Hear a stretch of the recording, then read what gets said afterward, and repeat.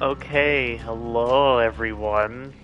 Um, I've decided that I'm going to be trying something a bit different today. So I'm going to be discussing and explaining how I would change every survivor perk in the game. So there's quite a few survivor perks in the game, and that's why I've decided to only do survivor. Because if I did both killer and survivor, um, that that would be a lot. So here we are. We're going to go down the list of all of them, page 1 through 8, and this is going to be me explaining what they do and how I would change them to better fit the game, because a lot of the perks in Dead by Daylight are practically useless and should never be ran unless you're just trying to mess around. So I've heard a lot of people, and this is something that inspired me to do this, is because a lot of people keep saying that Dead by Daylight needs a ranked mode, and that there should be a difference between the casual game and the ranked game. But I feel as though the game is just not good enough to be a competitive game, because it's not very balanced. And if it were, you would see the most disgusting, boring things ever. Like Nurse running every single possible slowdown perk, and with survivors, well, they'll have a build just like the one I'm using it right now.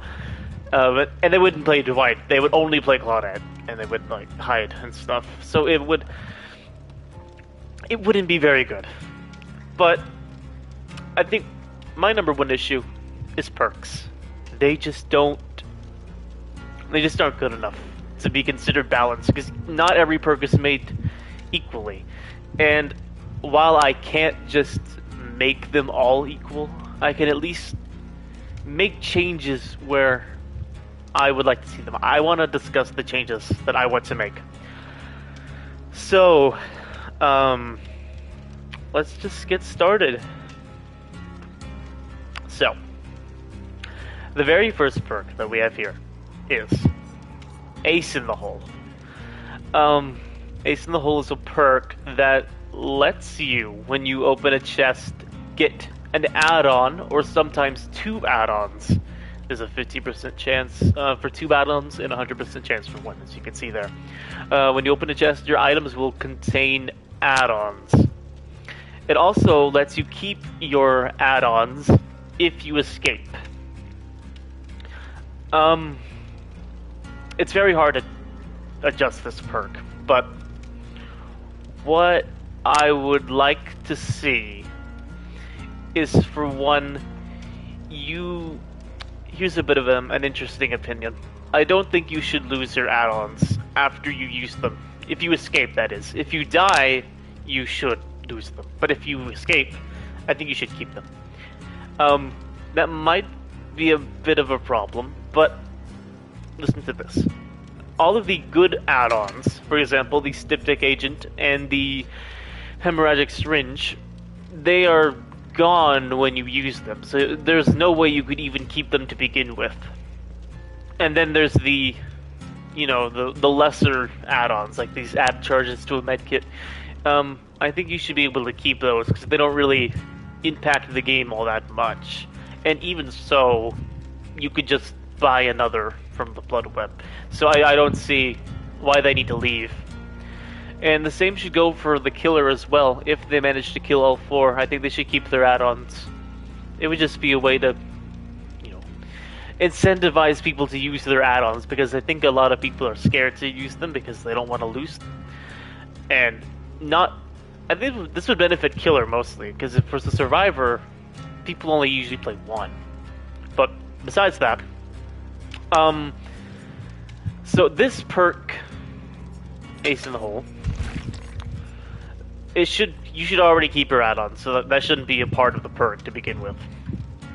The second change I would like to make to it is to just let them both be 100%. When you open the chest, I want to see 2 add-ons in every item, not just one. I mean, it wouldn't really change much, and I think it would just make it better. And there's that. An additional idea I had for it is when you were holding an item, like say how I'm holding one now, I'm just holding a medkit with no items, or no add-ons. I think if you bring Ace in the hole, it should randomly give you add-ons to this medkit. That way it would just be 2 free add-ons, and it would be immediate value right there. If I brought this medkit, and it would get 2 random add-ons. It could be a styptic, it could not be, but just 2 random add-ons. Or if that's too much, then you can make it 1 random add-on, and that could be the 50% chance if they still want to keep that for whatever reason. But there's not much I can work with Ace in the hole. There's not many changes I can do to it, so that's going to be Ace in the hole. The next perk is Adrenaline. Whenever the exit gates are powered, you get 1 health state and a sprint burst for 5 seconds, and then you become exhausted. This perk is really good, and I think really it's fine the way it is. One weird side ability this perk has is that it wakes you up only if the killer is Freddy. So, no other perk in the game specifically affects a killer's power like Adrenaline does. And it's so weird that it does that, because Adrenaline, its only side purpose is to wake you up from Freddy. I mean, there's so many more killers in the game. There's Plague, who can make you sick. There's Wesker, who can infect you. There's Nemesis that can infect you. There's Sadako, who can condemn you. There's Pyramid Head that has the trail. I forgot what it's called. But yeah, there's so many other side things that Adrenaline could affect, but they just don't. And I feel like this was designed at a time when Freddy was new. I mean, Meg was always part of the game, so this was added because of Freddy. And that just seems so weird, because no other perk affects another killer directly like this. So, I don't know if I want to say that Adrenaline should cure you of Wesker infection or Nemesis infection along with the health state it already gives, because that would practically be giving you 2 health states for free from Adrenaline, and that might be too much, but I'm just going to say it should remain unchanged, because I don't really know what else to do with it. The next perk is Aftercare. So whenever someone unhooks you or heals you, you can both see each other's aura. And this, let's say you're bringing Aftercare, and you heal all 3 of your other teammates. That means that you can see everyone on the map until you get hooked. And Aftercare is just a nice little perk. It's not really that big. It doesn't really help you all that much, but it gives you nice information. But if you're already working with a team, it's information you don't need, because there are so many better ways to see your teammates' auras through Kindred or Bond that Aftercare just seems not that good. So, a lot of the ideas I had for Aftercare were kind of put into Better Than New, which is a perk we'll get to pretty soon. So what I would do to make this better is to just remove the reset that happens. I think if this perk will truly be a good aura reading perk, it should reward you for doing a side objective like this. To make this fair, I would suggest removing the healing action part and leave it for just the unhooks. So what this does is when you unhook a survivor, you will permanently see them and they will permanently see you. Then what this does now is that if you unhook all three of them, you are rewarded by seeing their aura forever. I think that would be a good way to incentivize people for unhooking and also just, you know, doing the side objective, which is unhooking your teammates. For healing, I don't know if I want to remove the healing part, but if for balance sake, since it's going to be a permanent aura read now, I think unhooking might be the way to go, because realistically, you don't always unhook all three of them. You may unhook one or two, but when you hook all three, that's kind of unusual. So to get max value out of the perk, you should unhook all of them. But that's a very rare thing to happen, so... But once it does happen, it's really good. You get to see them forever. So, small change. Moving on to alerts. Alert is a perk that lets you see the killer's aura every time they break a pallet, a wall, or a generator. It's mostly fine as it is. I really don't have any problems with lore, it's just that you don't usually see it. And I think this is one of my more crazy suggestions, so don't take this, you don't have to listen to me that much when I say this. I think alert should be affected by more things. So basically how the killer can hear everything that the survivors do, this perk should allow the survivors to hear everything the killer does. Unless they're, of course, a stealth killer, in which case they can't be seen. That's a whole separate thing. So, change number 1. Whenever the killer downs a survivor, I think the survivor should be able to see that killer's aura for 5 seconds, I guess. Not that it would really help you, because you can already tell where the killer is after they get down, but it's still nice to see what they're doing, because they could be breaking a pallet, or they could be looking the other direction, and you never know, but it would help you. Whenever the killer vaults a window, and I don't know if you would want to consider this fast vaulting, because that would affect only 2 killers, Wesker and Legion, or just the regular vaulting, which every killer can do. I think it would be pretty funny if the survivors could see when the killer vaults, and it could really help mid-chase too. That's like the number 1 use, I think, is if the survivor can see the aura of the killer while they're vaulting a window. That would be helpful. So, I think for now, I would make 2 small changes. Letting you see the killer's aura whenever a survivor gets downed, and letting you see the killer's aura whenever they vault a window. I think that's all I'll do for now. I think it's fine as it is. Any means necessary. It allows you to pick up pallets across the map, and it lets you see the aura of any pallet that is downed. However, there are 2 penalties. Well, not penalties. There are 2 downsides to it. There's a way of balancing out, but I don't think they need to be as punishing. The first thing is that it has a cooldown of 60 seconds. And the other thing is that once it's on cooldown, you can't see the pallets anymore. And that seems kind of dumb to me. So,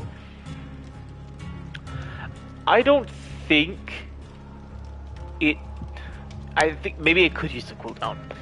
I think it could be halved at the very least. It needs to be 30 seconds maximum. I would be maybe okay with 15 or lower. But if you want to go on the safe side, I would say make this 30 seconds and not 60, because 60 is way too much for one pallet, which the killer is most likely to break anyway, so you won't even get value. The problem with this perk is that killers typically break pallets and don't leave them on the floor. But on the slight chance they don't, and they do leave it there, that's when any means necessary is useful. That's why it's not too bad. It's not a joke of a perk of how bad it is. It's just not that useful. So, to change this, I would suggest making it down to 30 seconds of a cooldown and remove the limitation of the aura reading. So you should be able to see sort of like a advanced windows of opportunity, where you should be able to see the pallets across the map, no matter where they are, when they're downed only, not when they're up. But when they're down, you should be able to see all of the pallets, no matter what, if it's a cooldown or not. Which also reminds me of a change that I would also like to make to alert. I actually had another idea for alert. If we go back to that, again, don't have to listen to me too much, but a small idea I have for alert is allow the survivors to hear any noise the other survivor makes as if they are the killer. So, this would be maybe a bit too much, but whenever your teammates vault a window, you should be able to see their aura. Whenever your teammates drop a pallet, you should be able to see the aura of the survivor. By the way, not the pallet or the window, but the aura of the survivor. Whenever they fail a skill check, you should be able to see them. And anything that alerts the killer should alert you. And I think that's an interesting change, but it might be too much, so that's just the idea to throw out there. But that's those two. Let's go to appraisal. Appraisal lets you open a chest a second time through rummaging, which is where you open a chest and then you pick up the item, and then you can basically open the chest again and then get another item on top of that.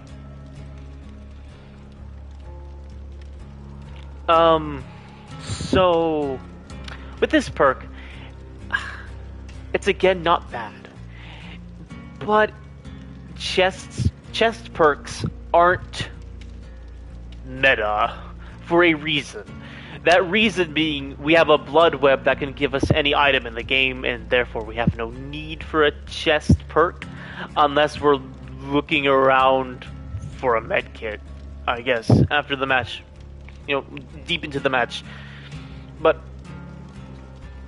it's a chest perk, so it's hard for me to balance a chest perk. Just like Ace in the Hole, it's difficult to work around it because it's sort of a niche thing. It's not really part of the main game. So for this 3 tokens, I think it doesn't need 3 tokens. I think it could just let you open a chest whenever. If it is, there are 2 ways that we can do this. Either 1, we keep the 3 tokens and allow you to use the 3 tokens on any one chest. Currently, how it works right now is that when you open a chest, you are allowed 1 rummage, meaning you get at a maximum of 2 items per chest. And the problem with that is that sometimes there are less than 3 chests, and you don't get as much value. I mean, it's very rare. The killer has to bring a cut coin, I think, which is... the killer never brings that offering. But sometimes you can't get value out of it because there's less than 3 chests on the map, but most of the time there's more. I think if we're going to keep the tokens, allow the survivors to use all 3 on one chest. That would save time and, would really help out the team, because your survivor teammates are going to be mad at you for running around the map, trying to open every single chest and then rummage through them. It's a waste of time. So if you want to keep the 3 tokens, allow them to rummage the same chest 3 times. That way they don't have to go around the map looking for more chests and wasting time. Or, you can keep it the way it is, allow 1 rummage per chest, but remove the token aspect and just allow them to open any chest a second time, if that's too much. So those are there's 2 ways you can go. You can't have either or, because then that would have unlimited rummaging of chests, and that's too much. So you either want to keep 3, or you want to keep it at whatever the chest number is. If the chest number is 4, you can get 4 rummages. If it's 5, you get 5 rummages. But yeah, 2 ways to go about that. That's the only way I can think of. The next perk is Autodidact. Autodidact is a bit of a meme perk. A lot of people don't think it's that good, but we're still not at the absolutely horrible perks yet, okay? At least we haven't got there yet. This perk is bad, but not too bad. So what it does is, whenever you are healing someone, you get skill checks that don't have great zones. They're just completely black skill checks. They don't give you the opportunity to get a grade. And your first skill check will make you go backwards for some reason instead of forwards. So typically when you do a skill check and you hit it, you get a little bit of progress. But with this perk, you actually lose a bit of progress. But as you work your way up, you get more. So you start off with 0 tokens, and you have to work your way up to 5, meaning you need to hit 5 healing skill checks. This is all for healing, by the way. 5 healing skill checks to get the value. Then once you do get 5 healing skill checks, you are able to heal faster with each skill check. Basically, whenever you hit a grade on a skill check, normally, if you don't have this perk, you'll get a small little 1%, 2% bonus, I think. I don't know what the exact number is. You get a little bonus after you hit the skill check. If you have 5 tokens of Autodidact, you get, I think, 25%, maybe more. It's a big chunk of the bar just automatically fills for you with a skill check. And that's where it's good. That's what it does good. But it does so much more wrong, I think. A lot of the time with this perk, you are praying and begging that you get a skill check when healing someone. Because there's a lot of times where you are healing someone and it doesn't give you a skill check. If your healing bar is too fast, it won't even give you one because you're so quick with it. Like if you brought botany knowledge in a boon circle of healing and you heal really fast, you're healing someone else really fast, I should say. This doesn't apply to self-care or medkits. If you're healing someone else that's really fast, who has leader, botany knowledge, a boon, things that make you heal faster, you don't get value out of Autodidact because that means there's less of a chance for skill checks to happen. And it's not good whenever you have to have something go slower for you to get value. So if the killer brings Sloppy Butcher, that is good for you if you have Autodidact. And bad for you when the killer isn't slowing your healing down.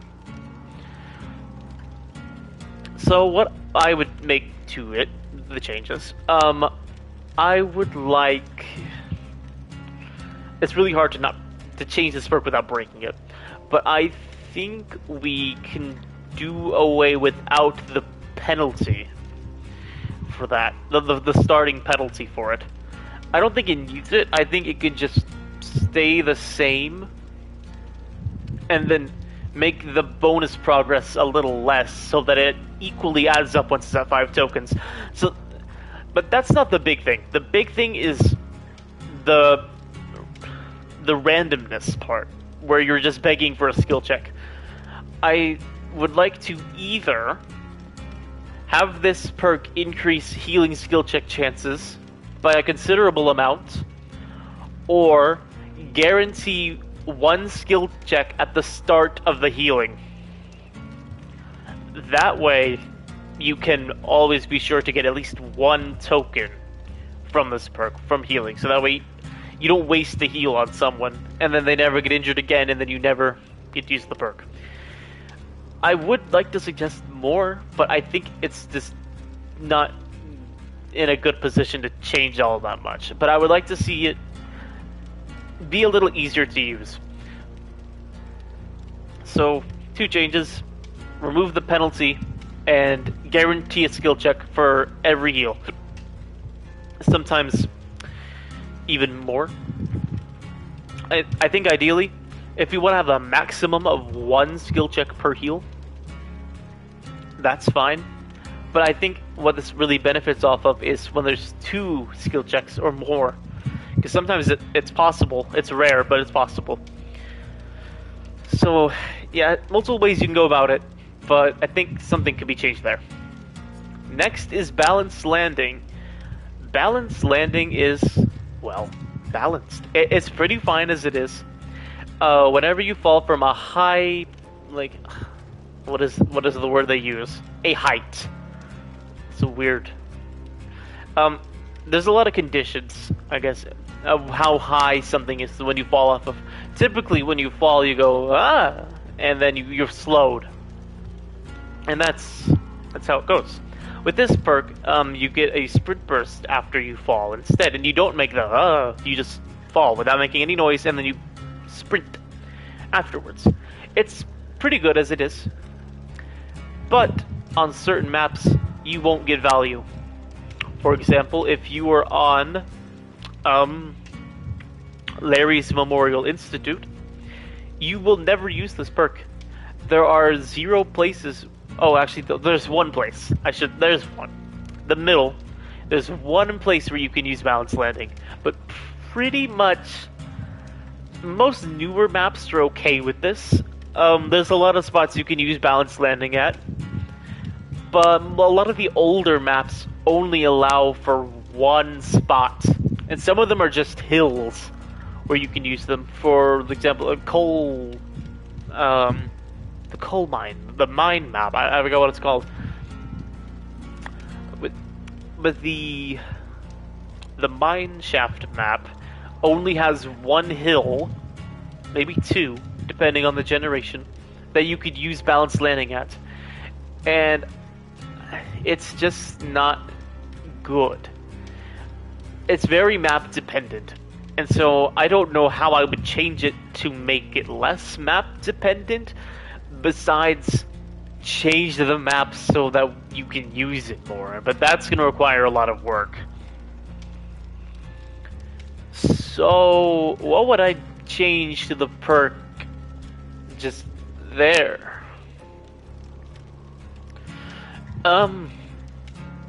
I think we can just leave this one as is. I'll highlight its problems. It's just a map dependent perk, but most maps have good use of it. RPD, you can use it on the game. You can use it on Midwich. You can use it on the Garden of Joy. You can use it only a few places. You can use it on the new map. What's it called? Decimated Borgo on the new map. It's hard to use, and so not the most ideal perk to be using for an exhaustion perk, but that's about all I can say. Now the next perk is better than new. This is a new perk that came with Rebecca. Yes. This perk was, when I was in the PTB, it was much worse.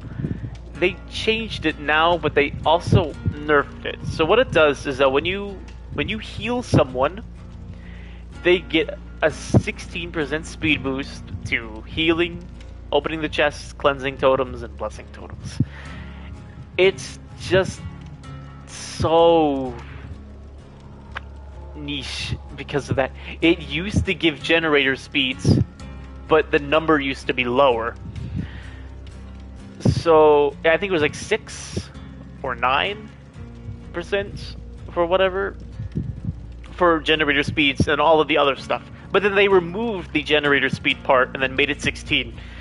And it's just not useful. I don't ever see someone getting healed and then using that to go and bless a totem or open a chest afterwards. Besides healing, it doesn't do anything. And then they lose this bonus whenever they get hit. So this is a good perk. It has potential. Whenever you heal someone, you give them a boost. The problem is using this perk is that you won't get value out of it. Someone else will. And it's kind of... You know, most people don't like to bring a perk that they won't use, but their teammates will use. So I think if we're going to not have generator speed, if generator speed is just off the table, let's make this bonus for both sides. Whenever you heal someone, you get this boost, and they get the boost. So you both get it. Without the generator speeds. But even then, it's still not as good.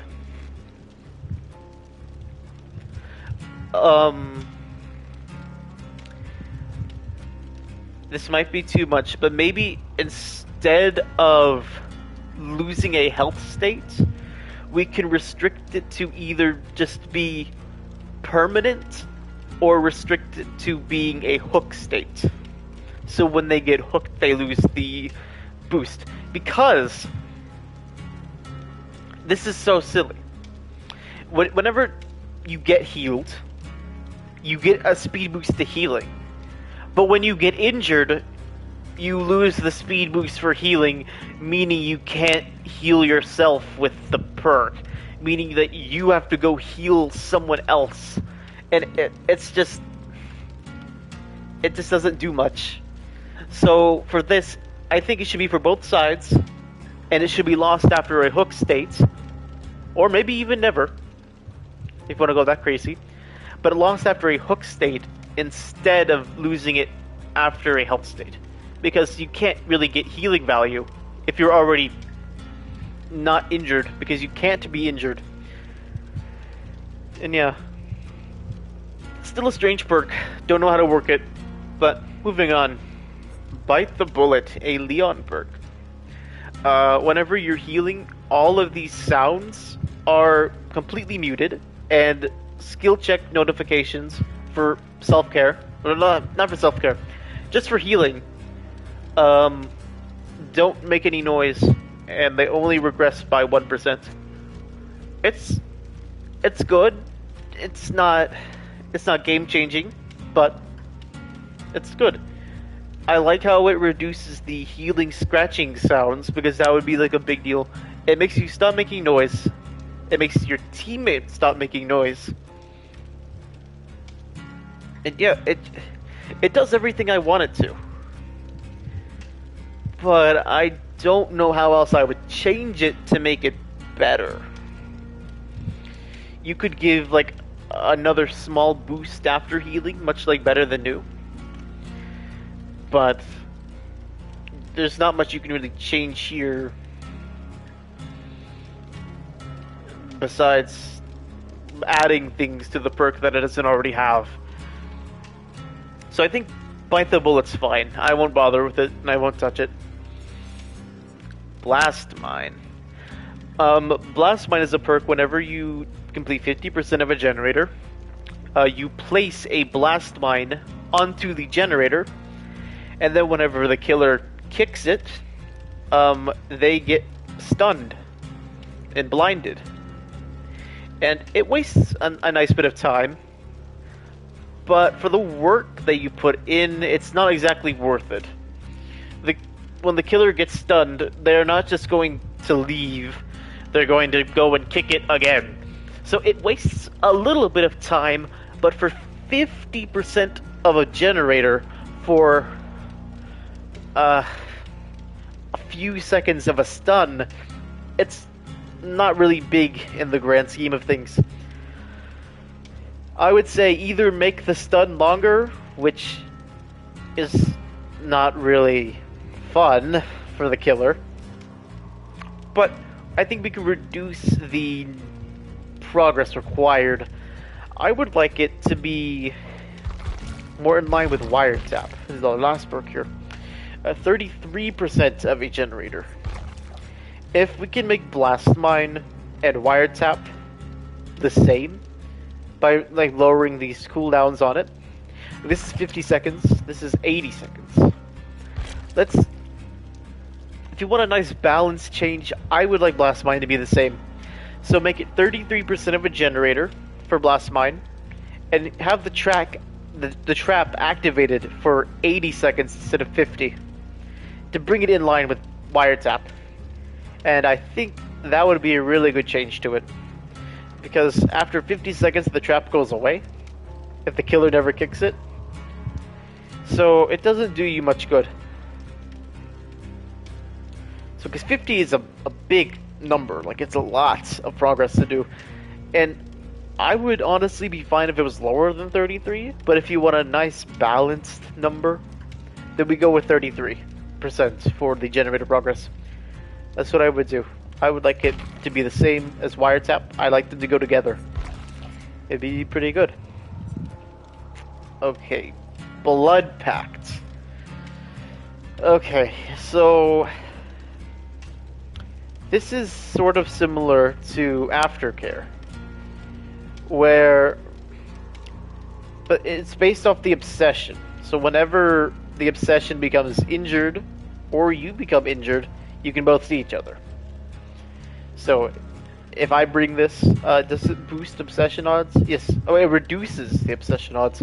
Okay. So you bring this and you're not the obsession, you can see the survivor that is the obsession when you're injured, and they see you. You also, whenever you heal each other, gain a 7% haste effect, and will stay until you're no longer within 16 meters of each other. So if you stick together, you get the speed boost, and it's kind of a weird team duo thing where if you stick together, you get a big speed boost. It's 7%, but yeah, it's really, you won't see it much. Once again, really situational. And I think maybe you could make the haste status a bit. Actually, I think the only thing I would change about this is to just remove the 16 meters thing. You can either remove it or make it bigger, like 32 or something like bigger. Because 16 is kind of short. So that you both get this haste effect until one of you gets hit. I think that might be a lot. If it sounds small, but it might be a big change. So I don't know. So my idea is we either get rid of the 16 meters or make it slightly bigger. That's my biggest issue, is the 16 meter part. Other than that, for like the aura reading, it's Aftercare already does the aura thing better, so I don't really know, especially after the changes I suggested to it. So I don't know. I don't know what else to change about it. So boil over. I think it's been changed a lot recently. What it does is that the wiggle effect of back and forth is increased by 80%, and the killer can't see the auras within 16 meters when they pick you up. And you also gain 33% of your current wiggle progress when the killer drops you. So it does a lot of stuff. And it's been changed a lot recently. They try to give us stuff. And I don't know if I would want to touch it. But they recently nerfed it from 100% wiggle effect to 80, and I didn't really notice. I think it could have gone back to 100 and still be good. But whenever you're using this perk, it just, most of the time you don't get value.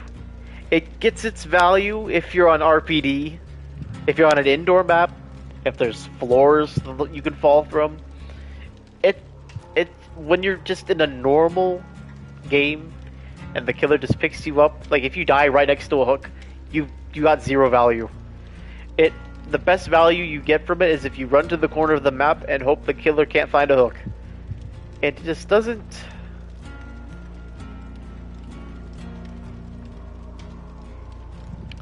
It just doesn't do much. But I think it's fine the way it is. I would suggest maybe making the aura read blocking a little bigger. Because when I play killer, at least from what I've seen, whenever you pick someone up, you can see the hook, you're like, okay, that's the hook I want, I'm going there. And then with Boil Over, you just watch it disappear. It doesn't really affect you. Besides for the hooks that are like right in front of you. Yeah, that's hard to explain. But I would just say maybe make the aura reading a little bit bigger. But that's about it. The whole current wiggle progress thing, that's a bit weird too. I don't like how it's current wiggle progress. If you made it like 10% total progress, I think that would be good. I don't think it needs the current thing, because when it's the current 33% of 10% is a weird number, and it's just gonna add a little sliver to the bar, and that it's just weird. I don't like the whole current thing that they try to do. But yeah, I also heard a suggestion that said, oh, well, just make it, well, if Iron Grasp slows you down, Boil Over should speed you up, right? It's kind of like opposite Iron Grasp. And that would be interesting too, like if it was just an opposite of Iron Grasp. So if you brought Iron Grasp and then Boil Over, they would cancel out. That would be interesting too. But those are just suggestions. You can either make it reverse Iron Grasp by making you wiggle faster and sway more, or you can just leave it as it is and maybe extend the aura thingy a little bit more. Other than that, it's a fine perk, and I don't want to touch it. So let's move on. Bond. Okay. That's a Dwight perk. And basically, it just lets you see your teammates' auras from 36 meters. There's not much else to it. It's just that.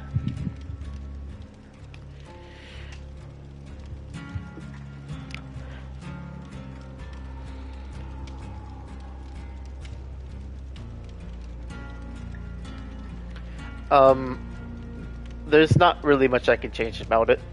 It's just 36 meters.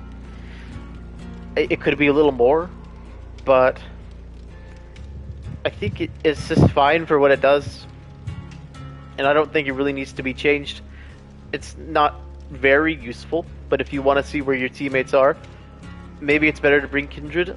There's always the argument between, well, Kindred's better because you see everyone, but with Bond, well, you can see everyone, but it's just when they're close to you. And then with the changes I made to Aftercare, Bond would be useless. So I don't know. I have no idea how to change Bond. So I'm just going to leave it as it is. The next perk is Circle of Healing. Circle of Healing has been through a lot of changes since it started, and this is where we're gonna start to get controversial here. This is where I want my changes in, and maybe a lot of people don't. But I think, yeah, I'm fair enough right? I'm not too crazy when I say this. Okay. There are, I think, two ways we can go about this. It used to be 100% speed. Yeah, it used to be 100%. Now it's only 50% speed.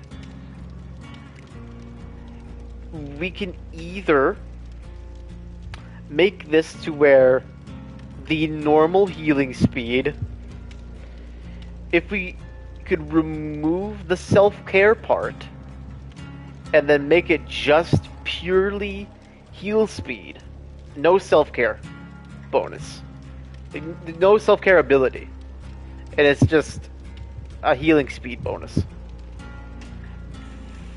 but made it 100% instead of 50. I think it would work, but it's really hard to do that. Additionally, if you wanted to keep the self-care, you can make the boon do 100% healing speed, but 50% for self-care. See, for some reason, in the description, it divides the two. If you read it, it says any survivor within the boon totem's range gains a 50% healing speed bonus and can heal themselves without needing a medkit. Self-healing is then a 50% the normal speed. It says 50% twice. But why would they say that if it's just healing at 50% speed, no matter what? So since it's already in the game, they can just make the healing speed 100% and then the self-healing at 50. Because the reason why Circle of Healing was so overpowered was the self-care part. Because 100% speed self-care is a lot. You know, that's a 12, 13 second heal. It's a lot. But when you're using a med kit or you're using your teammate, it should be 100. So that's how I would go about it. I would just really like it to not... Self-healing is fine at 50. The other healing speed can go to 100. That's all I've got to say.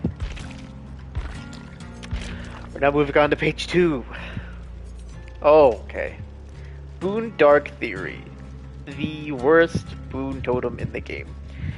It gives you a 2% speed boost when you're inside the boon. That's it. It's so useless. It needs to be 7% at least. I would argue more. It just needs to be more. A speed boost totem isn't going to do much.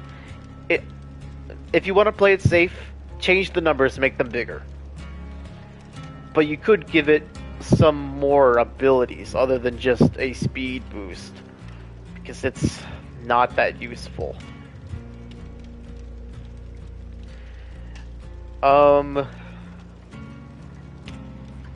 Yeah. I don't know how else you would change it, but I think just make these numbers bigger. 7% at least on the speed, I would argue more. And from 4 seconds of lingering to maybe 8 or 12 seconds, I'd like it something bigger. That way you can still use it out of chase. You could make it to where it could recover exhaustion, but maybe that could be a separate perk on its own. That's like all I've got to say for this. Exponential. Okay. Exponential is a perk that lets you... It's a boon that lets you pick yourself up off the ground an infinite number of times while in the boon. And is 100% recovery speed, which I think is the same as Unbreakable. And it stacks with Unbreakable too. No, it's at 35%. Okay, so... Exponential doubles your recovery rate while you're downed. But only while you're in the boon. And it's really conditional. Because the killer has to down you at the boon, leave you, and not get rid of the boon. So all of those stars have to line up, and then you get value from the perk. and that's really hard to work with. The numbers are fine. What it does is fine, but the situation is just too much. But I don't think it's bad enough where it needs to be changed. It's just the whole perk is a problem. There's not much we can do to make it better, and that's just what the perk is. It's not a bad perk. You know, it's not like a completely useless perk. It's got stuff going for it, but the whole perk's design is just made up with a bunch of flaws, but too many flaws where I think I can't change it. There's nothing I can do to it. So, I don't have any ideas, so we'll just move on to Shadow Step. I think Shadow Step is pretty fine. It's a boon that hides your scratch marks. I don't think it hides your blood. Yeah, just your scratch marks. And it lingers for 4 seconds. You can make the lingering 8 or 12, like I said with Dark Theory. I think for what it is, it's fine. You could hide the blood too. Yeah. I think if you want to add some changes, if you really want to force me to say what changes I'd want to make to it, hide the blood and make the grunts of pain completely silent. Give it basically an Iron Will boon with no blood, no scratch marks. So like Lucky Break, exactly like Lucky Break as a boon, and that's all I would do to it. It's already good as it is, so I'm not too upset if they never touch it ever again. Borrowed Time. Well, Borrowed Time used to be really good before they made it a part of the game, just without any perks. So this extends the effects of unhooking someone for 10 seconds. And I think these numbers are really safe. I think they could just be more. Because the killer should not be hitting off of the hook like that. Unless they really have to. But the thing is that you can bring off the record, and then this perk is useless. If you have off the record, and someone else has borrowed time, you have no need for borrowed time because you already have 80 seconds of endurance. So what does borrowed time really do? I think the only change I can make to it is to make the numbers bigger. I don't think 80, but I think 35 or more is good enough, because it already goes away whenever you touch something. You do a conspicuous action, it goes away, and it lasts in the end game still. So unlike off the record, it still works. So just change the numbers, that's all I'd say. Make it more.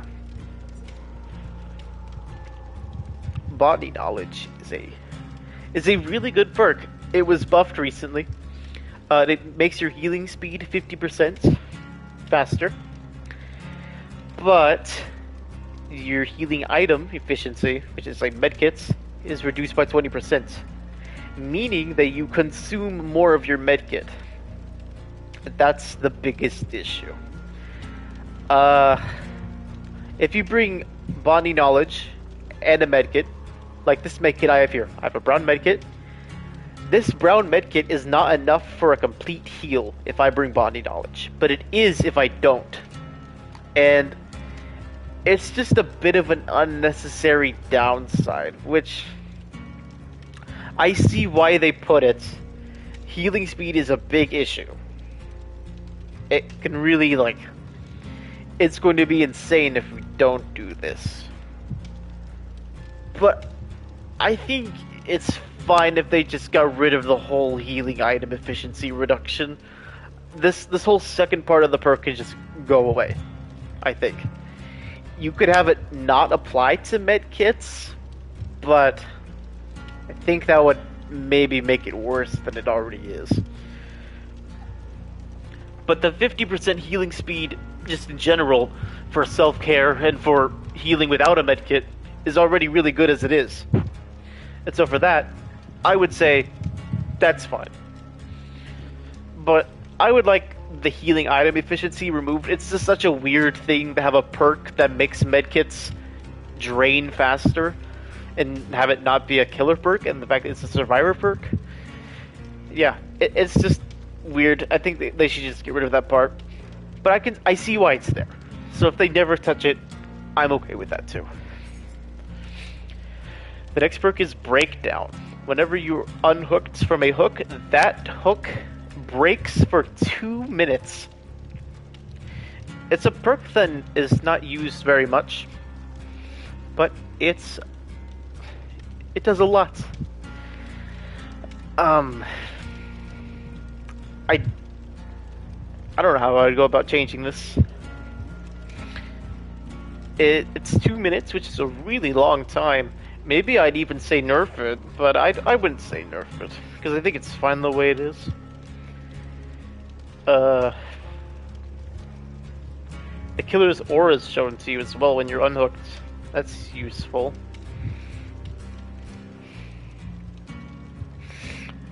I would say maybe let you see Scorch hooks, sort of similar to Saboteur. That way you can know if you're about to break a Scorch hook. That would be useful. I think just a small thing like that. I don't think it needs too much. If Breakdown lets you see Scorch hooks, that would be useful. But it would kind of incentivize you to run to a Scorch hook and then throw yourself at it. Well, I think it'd be fine if they just let you see the Scorch hooks with Breakdown, like Saboteur. It'll work. Not when you're getting picked up, obviously, but like, I think it could take a lot from Saboteur. I think if you have it where if you're picked up, you should be able to see every hook, just like the killer does, and then you could see Scorch hooks as well. That would be all I can think of. Breakout is Yui's perk, which whenever you are next to the killer who is holding a survivor, you increase their wiggle speed and you move faster, which allows you to move faster than the killer and get in their face and block a hook. I think it's fine. It's risky. It's a really risky perk. I would just say make the numbers a little bigger, but they are fine the way they are. Make it more than 6 meters, more than 7% speed, and more than 20% wiggle speed. I think wiggle speed maybe is okay, but you could make it a little more. But the fact that Breakout makes you 7% faster, while Dark Theory makes you 2% faster, is just so frustrating. That's why Dark Theory needs to be at least 7, but I'm arguing more because it's a boon, and you're putting time into a totem, so it should make you go much faster. I would say maybe the same as Bloodback is 7. It needs to be 7 at least, because 7% speed is like the normal speed for perks. But yeah, for Breakout, I would just change the numbers, make them a little bigger. Nothing much more. Buckle up! Finally, we're into the perks that are completely useless. Okay, so what it does currently is it allows you to read how close a survivor is who is on the floor, how close they are to recovering. They start off white when they go down, their aura is white, and then it slowly becomes more red. It goes pink, pink, pink, red, red, red, until it's fully red. And it just lets you know when they're ready to be picked up. And when you do pick them up, you can see the killer's aura for 10 seconds. Why would you want to see the killer's aura for 10 seconds? I don't know. But that's just what it does. It lets you see the killer's aura for 10 seconds, and it lets you do the recovery speed.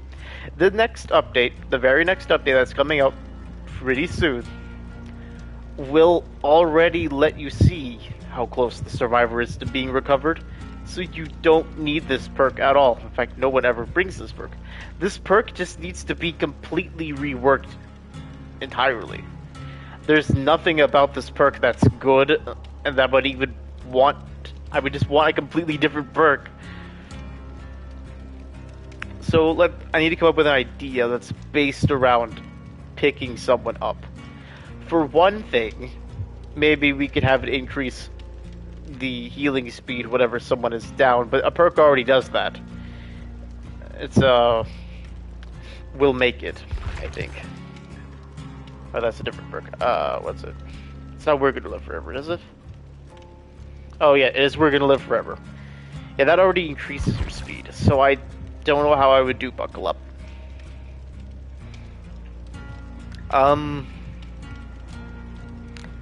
Yeah, it just needs a complete rework. There's nothing good about it. From the ground up, it needs to be just changed. You could have it to where it could be like a kindred kind of thing. This could be useful. Think of it as kindred for when you're downed, where typically kindred activates whenever you're hooked, so you can see the killer and then you see all the survivors around you. With this, I would like Buckle Up to be whenever you're downed, you can see the killer if they're camping the body, and you can see the aura of every other survivor. So it's just kind of a kindred for slugging instead of camping. I think that would make Buckle Up pretty useful, but not that good. I'd have to see it in action, but I think it's a good change. The next perk is Built to Last. This allows you to repair your tools in a locker up to 99%, and then with each repair it loses 33% more progress, so then it goes 99, and then 99 minus 33, and then that minus 33, and that minus 33, until eventually you can't repair it anymore. It's pretty good. There's nothing really wrong with it. It just needs some slight number changes. 12 seconds is kind of long. You can make it like 5, something less. It's just kind of annoying sitting there in the locker waiting for it to come back. But also the fact that it uses a locker is already really weird. And maybe it could be an alternative method than just sitting in a locker to heal the item. I don't know. But we can change the numbers. You can make it less than 12 seconds, and then maybe reduce that 33% down to something else, a little lower. But it's fine the way it is. And I don't really expect any changes to the perk.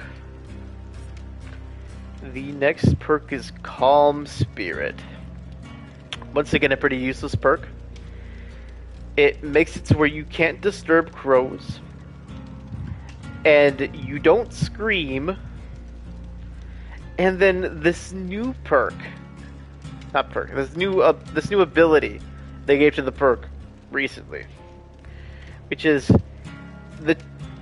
you don't make any grunts when you bless a totem or break a totem or open a chest, but it makes you open chests and bless totems slower. They made an already useless perk even more useless by making it slower. Just remove the 30%. It's just not needed. Make it to where you can cleanse silently and bless silently and open chests silently.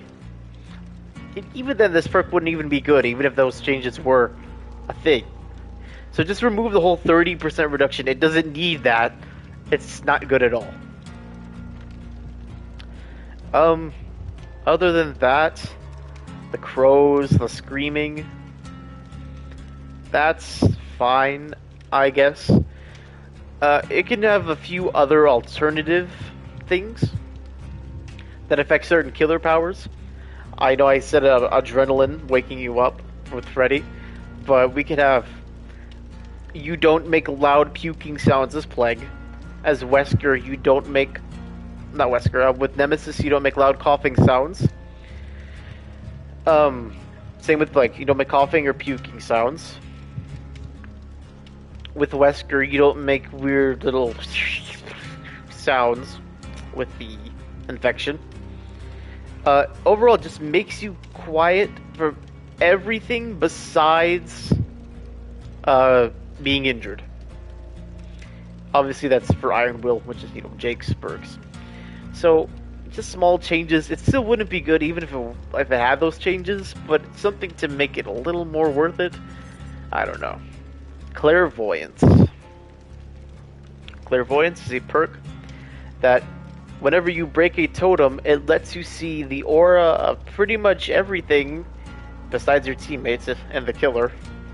So that is the exit gate, hooks, chests, the hatch, generators. It's useful, but it does cost a totem to do it. But I think it's worth a totem. You can make the 10 seconds duration a little bit more. Maybe 15 or 20. And the hatch within the 64 meter range, that's fine too. I think for what it is, it's good. Just make it more than 10 seconds, but other than that, fine. Okay, the next perk is Corrective Action. This perk is really bad. What it does is you start the trial with 3 tokens, and you can gain up to 5. To gain these tokens, you have to hit great skill checks. And the great skill checks being the white ones, obviously, the really hard to hit ones. And you can get the maximum of 5 of them. And what this does is that when you are working on a generator and a teammate comes to help you out on the generator, it makes their skill checks, their failed skill checks, I should say, into normal skill checks, meaning they don't fail it. So the perk doesn't get value unless your teammates are failing skill checks. It doesn't really do much. So yeah, it's just tokens for failed skill checks. The quickest solution I can give to this is to make it apply to your skill checks as well, where if you fail a skill check, a previous great skill check can correct that. But the fact that it only works when you're working cooperatively, when you're healing or when you're doing a generator, it just doesn't happen. Because how many, there's a few times where your teammates will fail skill checks, sure, but it's never more than 3 or 5. It's maybe once or twice at most per game where your teammates will fail a skill check. So just having a perk around failed skill checks is just a bad idea. But the quickest solution I would give is to make it at least your own. And that's about it. You can make it to where all of the failed skill checks are silent. Maybe even without the whole token system, but maybe you can keep it. I don't know. It still wouldn't even be good with that change, but I'd at least try to change it. Counterforce. Counterforce is a pretty fun perk, actually, but it's a bit of a side objective. It basically lets you cleanse every totem on the map. You cleanse one totem, it will show you the aura of the totem that is furthest away from you, and then you break that next totem 20% faster. And so there's 5 totems that you can do. And each totem you break makes your totem breaking faster. So basically you just go around the map breaking all 5 totems, and there you go, there's no hexes now. Unless the killer has Pensamento. Or if your teammates have boons, and they don't want you to break totems. So there's really no problem with this perk. The numbers are fine. It's just the fact that it exists could really ruin your team. Because if your teammates bring boons, they don't get to use them. If the killer has Pensamento, well, guess what? There's gonna be 5 stacks of Pensamento now because you broke every totem. So it's not really ideal. This perk plays on the play style of, well, we need to break every totem on the map. That way the killer won't hit us with Noed in the end game. And now that Noed's been nerfed, I don't see this perk being useful.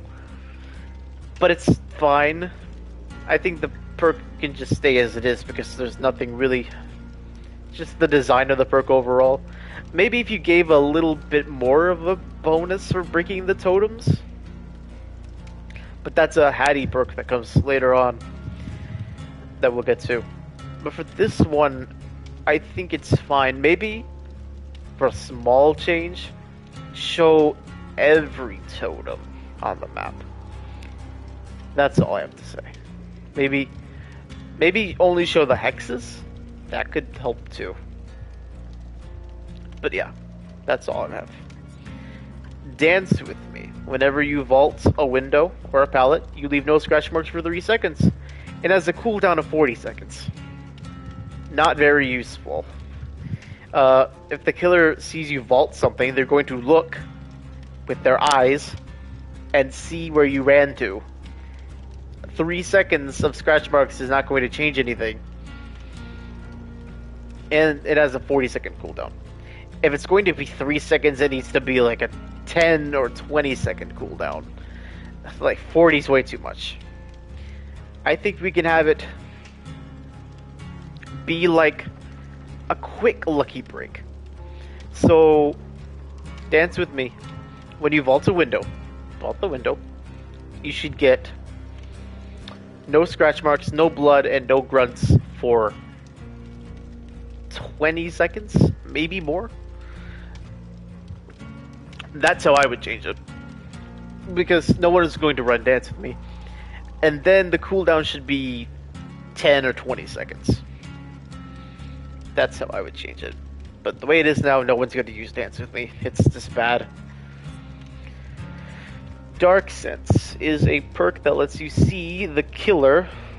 You would enter the... Yep. Each time a generator is completed, you can see the killer.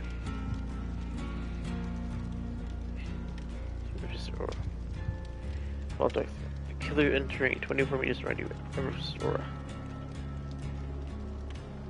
Let's see when reservation expires. Hold on.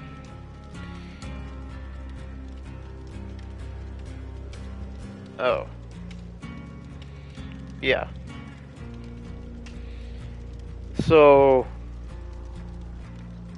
whenever you complete a generator, you can see the killer once they're near you, so it just activates. Okay, there's 2 ways I would change this. Either or. Make it to where you can just see the killer whenever they do it when a generator is finished, but Alert already does that way better. And the changes I suggested to Alert make it even more obsolete. Or you can make it to where this perk has tokens. And each time a generator is finished, you get a token. And you can toggle this perk to activate it. So let's say, because you're only going to get a maximum of 5 tokens with this idea. If you bring this perk, a generator finishes, you get a token, you press a button, you consume a token, and it shows you wherever the killer is. So you get basically 5, hey, where's the killer right now buttons. That's about all I can change for it. It's just kind of a bad perk. I think alert would do it much better. And you don't really need to know where the killer is that much. But for that, I'll just say those are the changes. And we'll move on. Dead Hard. Wow. Okay. This is our next perk. The only change I'd want to Dead Hard, because it is perfect the way it is. I love new Dead Hard. I would never ever want to go back to old Dead Hard. But maybe the endurance event could be 1 second instead of a half a second. Because that's how it was when it was first introduced, when this whole change was made. And then they nerfed it to a half a second instead of 1. But if it stays the way it is, it's fine. And I think 1 second is the most I'd ever want the endurance effect to be. So, Dead Hard's fine. Moving on. Deception. Okay, so Deception is whenever you go near a locker, you can press a button to fake open the locker, make a notification, and then you lose your scratch marks for 3 seconds.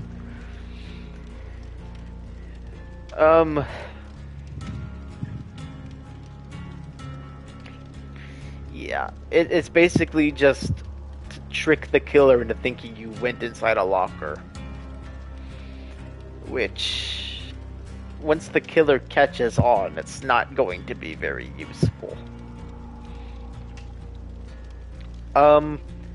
Let's give it the Dance With Me treatment, make it more than 3 seconds, and then hide the scratch marks, the blood, and the grunts of pain. Hide all of it for a few more seconds than 3, maybe like 10. And then that might trick the killer into thinking you went inside the locker. But it's just a silly perk all around, so it's hard to really change this perk. So that's all I have. Decisive Strike. This is a big perk. Whenever you get unhooked, if you get immediately picked up again within the next 60 seconds, you can escape the killer's grasp, so it basically stops them from tunneling you. But this stun was recently changed from 5 seconds to 3 seconds, meaning that the killer can get up quickly. If it's nurse or something, they can just immediately teleport to you.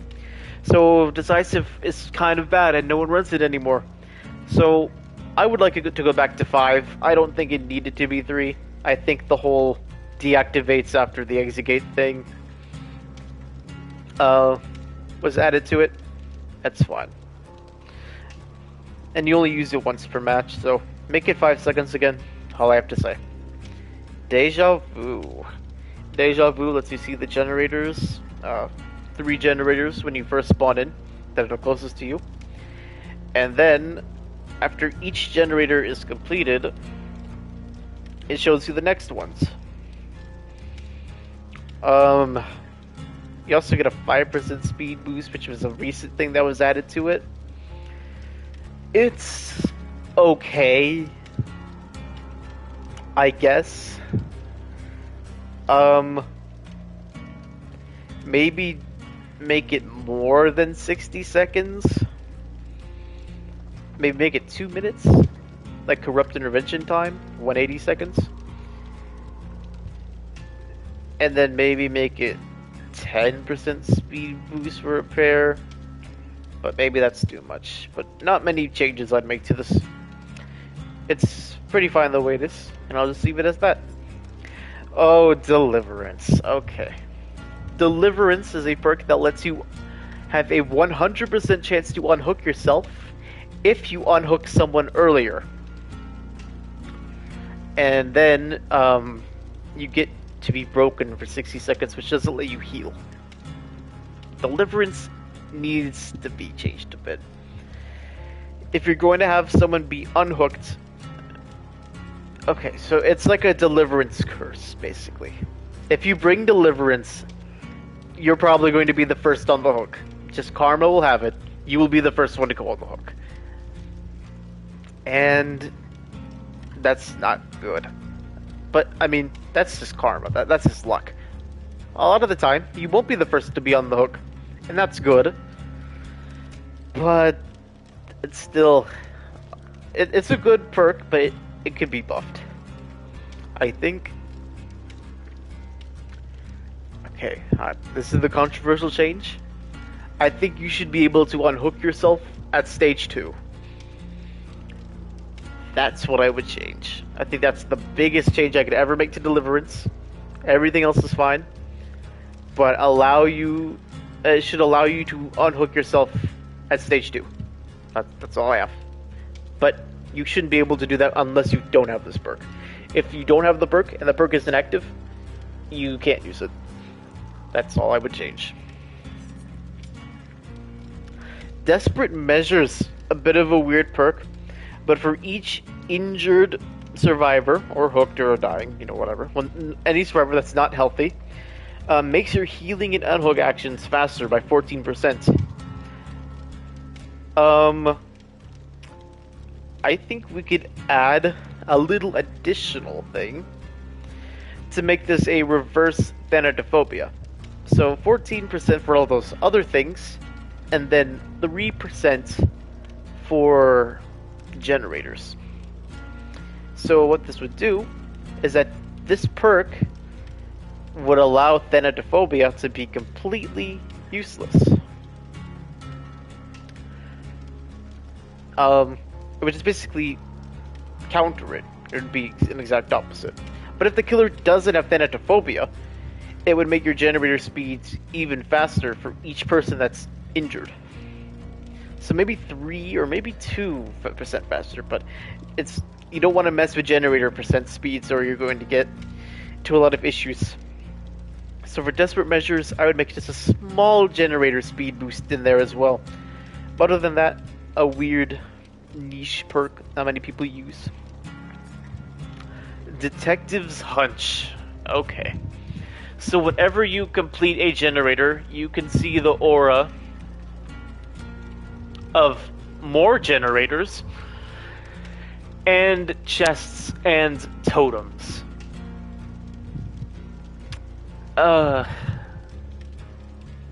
It's good, I guess, but I think the fact that it shows more generators and then Deja Vu also shows the generators, and then Perk will get into it a bit, Visionary also shows generators. I don't know if it needs to show the generators, but that's fine, I guess. If you want to add a little thing like Deja Vu does, you can make it to where you do those things faster. For example, if you complete a generator, it'll highlight the generators, chests, and totems that are within your area, and then you could do those chests, those totems, those generators faster, but make it less than 64, because maybe 64 meters is a bit much. But they're revealed for you for 10 seconds, so make it more. Make it revealed for 30 or 60 seconds, like Deja Vu. And it's basically like a different Deja Vu, a little bit of a better Deja Vu. But, yeah. A weird change I'd make to it. Maybe it'll work, maybe it's fine as it is. I don't know. Distortion. It's a perk where you start with 3 tokens, and each of these tokens will hide your aura and your scratch marks. Yeah. So every time that the killer would see your aura, they don't, and they consumes a token instead. And you can get these tokens back by hiding in the killer's terror radius, not being chased. And I think it's fine the way it is. It was changed recently to allow you to be able to recover your tokens. They could maybe make the tokens more, like 5, but other than that, I think it's fine the way it is. Because of the perk rework, I wouldn't change it. Diversion, though, does need changes. Diversion allows you to throw a pebble, and so what you do is you hide from the killer for 30 seconds, and then you gain a pebble. And what you do is you throw this pebble, and wherever the pebble lands will create a notification, and there will even be scratch marks leading up to that notification to make the killer think that someone was walking there and failed a skill check or vaulted a window or whatever. And it's really bad because you don't know what it's doing. The changes I would make to it is let the survivor see where the notification is and where it landed, and also allow them to see the scratch marks it created.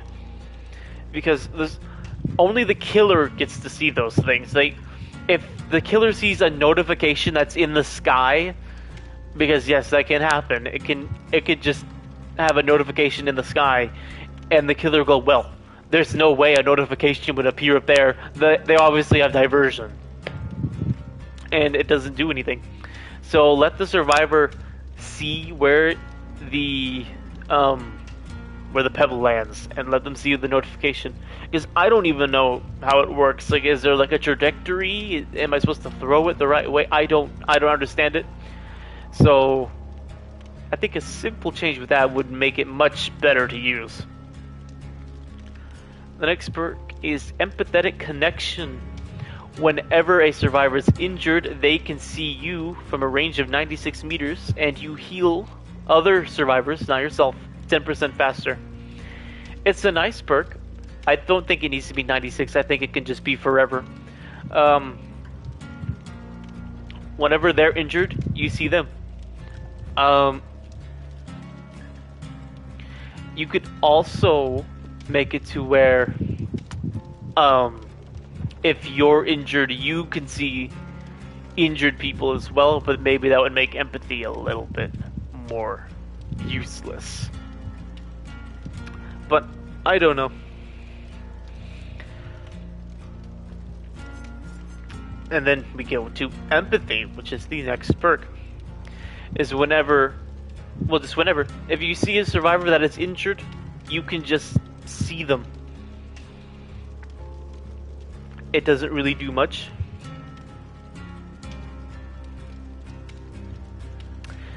I think it doesn't need to be 128 meters. It can just be whenever. Everything is unreal rules. Allies when they're I'm not sure what that means when they're in direct contact with the killers. I mean in chase? Because I've seen them in chase before. So I don't really know what that means. But just remove the whole meter thing. I don't even notice it in game when I use it, so it's fine. It can just go away. Fast track.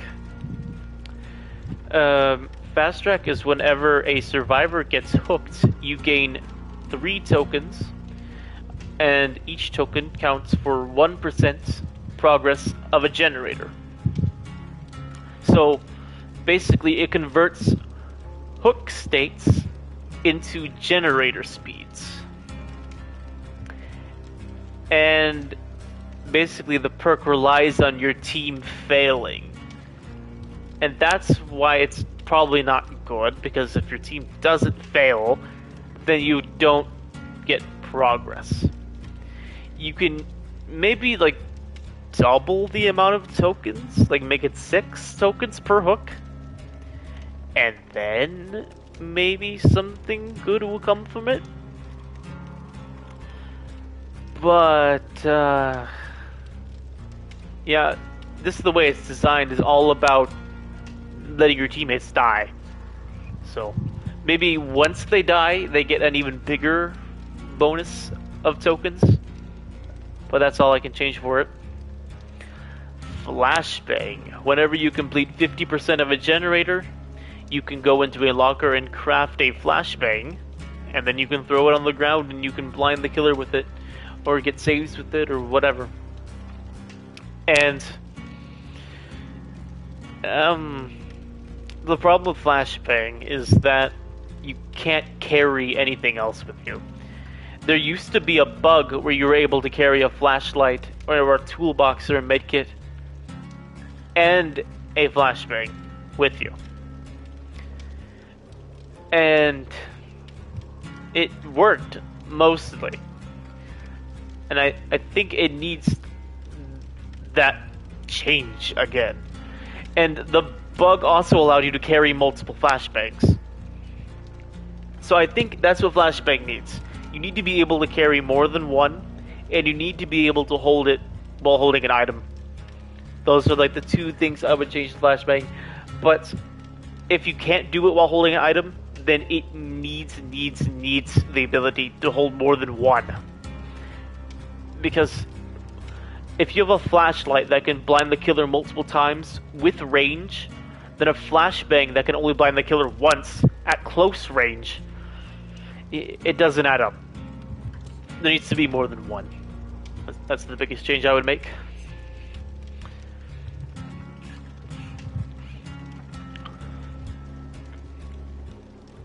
Next perk is Flip Flop. Flip Flop's a bit of a funny perk. It converts half of your recovery progress into wiggle progress. And it's basically if the killer leaves you on the floor and you recover, and then they pick you up, you can get a maximum of half of your wiggle bar already filled. But that's already a situational thing to begin with. So maybe I would be okay with it being 100% instead of half. So if you're already basically 99 on your recovery thing, you'll basically immediately wiggle out. But that's all I'd change for it. I think if that were true, that would be enough. So I'll leave it at that. The next perk is Fogwise, a new perk from Vittorio. Fogwise shows you the aura of the killer whenever you hit a great skill check, while on a generator only. I think two small changes can be made.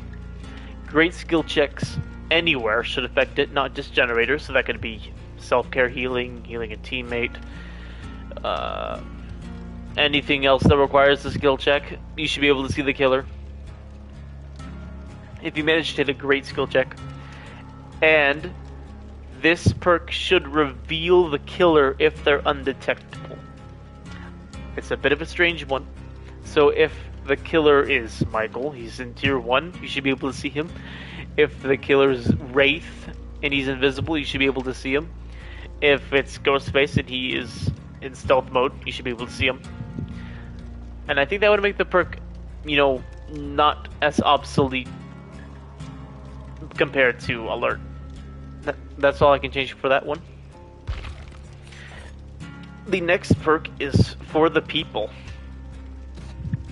It allows you to donate a health state to someone. If you're healthy, someone's injured, you can give your health state to them. And then you're injured, and then they are healthy. If they're on the ground, you can immediately pick them up using it, but you will sacrifice a health state. I think it's pretty balanced the way it is, but after you do this, this donation, I would say, you have to wait 60 seconds before you're able to heal yourself again. And I would just lower that to something, maybe not even have it to begin with, but it's just a nice way to donate health states. Another funny change I've thought of is where if you're injured, you could down yourself and then donate another health state to them. That would be interesting too. Maybe there'd have to be a cooldown to that. I don't know. But that's a good way to change it. Guardian or Babysitter, a Steve perk.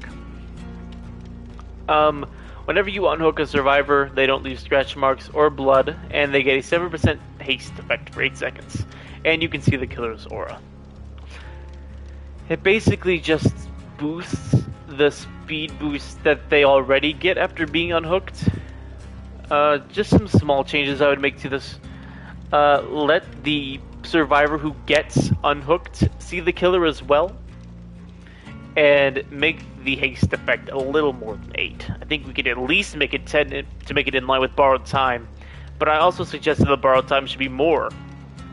So I think that Guardian should be that way too. More than 8 seconds and should cancel after you do a conspicuous action like healing or doing a generator. Head On is a Jane perk that whenever you go into a locker, wait 3 seconds, and then you can stun the killer, and then you become exhausted. I've thought about this one. I really have thought about it. And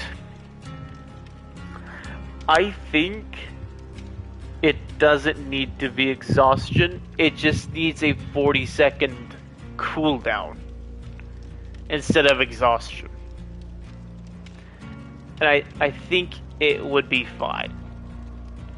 That might be controversial. I think many people think it needs to be exhaustion, but Head On is just it's very out of place. It's not an exhaustion perk. It doesn't give you a speed boost like every other one does. Dead Hard doesn't give you a speed boost either, but you get a hit, so it's also a speed boost. Either, if it is going to be an exhaustion perk, then give a speed boost after the stun. That way you can get away. Or, if it's not going to be a speed boost, then just stun the killer, then have the 40-second cooldown. Maybe even less than 40. But I think it definitely could use some changes. Hope. Okay, this perk a lot of people seem to really like, and I don't understand the appeal of this perk. But whenever the generators are finished and the exit gates are powered, so once all of the 5 generators are done, you get to have 7% haste forever until the end of the match. And it used to be 2 minutes of this haste, but now it's permanent. So that's a nice change, but it's still kind of situational. It just doesn't do much. So I would say a small change would be every generator that gets completed, you get 10 seconds of haste. Just to make it a little bit more useful throughout the actual game and not just in the end game. Hyper Focus is a Rebecca perk, and a lot of people are kind of divided about this perk. It lets you, if you're able to hit consecutive great skill checks, it basically makes your great skill checks reward you more. If you hit up to 6 great skill checks in a row, you will get a huge amount of progress in whatever you're doing, whether it's healing or repairing. This perk, combined with Stakeout, which is a perk we'll get to later, can be really powerful and complete generators kind of quickly. I think it is fine the way it is. It doesn't really need to be changed. And it's just fine the way it is. I would probably suggest it to be a little easier to use, because with each skill check that gets completed, the skill check bar becomes faster. So it's even harder to hit the great skill checks. So maybe get rid of that part, but I would just leave it as it is. I think it's fine. Inner Focus, a Hattie perk. It lets you see your teammates' scratch marks. Whenever a survivor loses a health state, you can see the killer's aura. So this is basically what I suggested for alerts. You see your teammates' scratch marks, and you can see the killer's aura every time a survivor gets injured. There's not a lot to work with this. It's just a bunch of useless information, kind of a perk, and there's not much to work with it. But it does need to be changed. So Uh, I don't know where I would even start with this perk. I would suggest, because you don't really need to see your teammates' scratch marks. It doesn't really help you.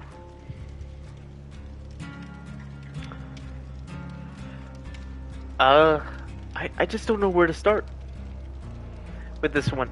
It just seems to be the whole perk's design is about seeing your teammates' scratch marks, and then seeing the killer's aura when they get injured. So maybe just let the survivor who's using this perk see their teammates as well. Kind of like situational awareness. So whenever the survivor gets injured, show their aura so that you know where they are and who gets injured, even though you can already see that. But not much I can work with this perk. It's really difficult to balance this one, so I'll just leave it alone. The next perk is Inner Healing.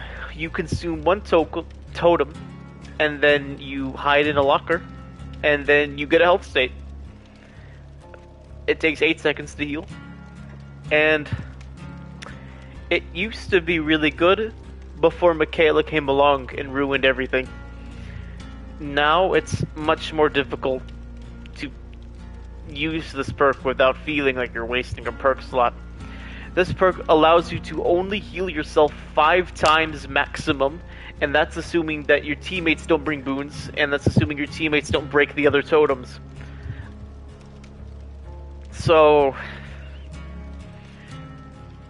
difficult. There was a bug recently that made this perk actually really good, and I would suggest that this change should be made. Have this perk activate on a token system. You should be able to have tokens of Inner Healing. So if your teammate cleanses a totem, you get a token, and that should allow you to heal yourself. Currently how it works is that you have to break the totem, and then you get to hold a maximum of 1 heal per totem. So if you're breaking multiple totems, for example, let's say you have Counterforce. If you have Counterforce, you're going around breaking every totem. You won't get tokens of Inner Healing because Inner Healing doesn't use tokens, but it should. It should have tokens, and you should be able to just store these health states to use for later. And if your teammate breaks the totem, you should get the token for it. I think that would really make Inner Healing a much more better perk to use. And so, even with that, it would be really nice to have this, for example. If you're working on a generator, and the killer has Plaything, that means a lot of totems are going to be breaking. So you're working on a generator, and your teammate goes and breaks their Plaything. Then you get a token of Inner Healing for free. So that's just a free health state right there, without you having to do anything besides go into the locker and heal. But other than that, that's the best changes I would make. Iron Will got nerfed very hard in the update. It got 2 nerfs. One, it's not 100% reduction in pain sounds, it's 75%, and the perk doesn't work whenever you're exhausted. Before, it used to be 100% silence whenever you were injured, and that's what made the perk really good. Nowadays, it's not used as much. So, I would bring it back to 100 and then add this exhausted limitation to it. Because I think it's fine after that. I don't think it needed both nerfs, because that's what really made it useless. Moving on to Kindred. Kindred lets you see the survivor's aura, every survivor on the map, and whenever the killer is camping, whenever another survivor is hooked. And it's really good on its own, and I think it doesn't really need changes. I think it's completely fine. And if I were to really think of one change that needs to be made to it, despite it being already a really good perk to begin with. I don't think it needs to be changed. I think it's just fine the way it is. Nothing wrong with that. Kinship is a perk that lets you pause the stage 2 skill checks for your teammates. Okay. Let me create an example for you. Let's say you're on the hook and you're being face camped and you went to stage 2. If you have kinship on, if the survivor just stays near you, that pauses your timer. Yeah, and it makes you where you don't have skill checks. I think this can be reworked in a way that works with reassurance, which is a Rebecca perk we'll get to later. It should be a button press when it should work the same way it does now. Plus, should allow you to pause the wiggle skill check. Wiggle. It should allow you to pause the struggle skill checks of your teammates when you're near them too. I think that's really the only change I can make to it without making it just reassurance again. But it should apply both ways from both you and your teammates. Leader is a perk that makes your teammates do actions faster besides generators when you are near them. And it's a nice perk. I think it can do a little more though. I think we can make it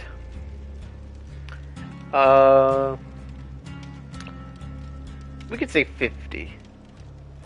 That would be really good. I think if we just made it 50% for all of those things, then that would be good. And maybe consider a slight generator speed, not 25 or 50, but a small like 5 or 3 on the generators, just to make Dwight that much better. But it's already a fine perk as it is, so I'll just leave it be. Left Behind. Ooh, a very bad perk. It shows you the aura of the hatch if you're near it. That's all it does. It's a perk that encourages you to hide and not do anything and wait for the hatch. It's not very good. How would it... The perk only works whenever you're the last survivor left. So, already off to a bad start. If it's a perk you can only use by yourself. I mean, the perk is called Left Behind, so it's... How would I change it to make it more useful?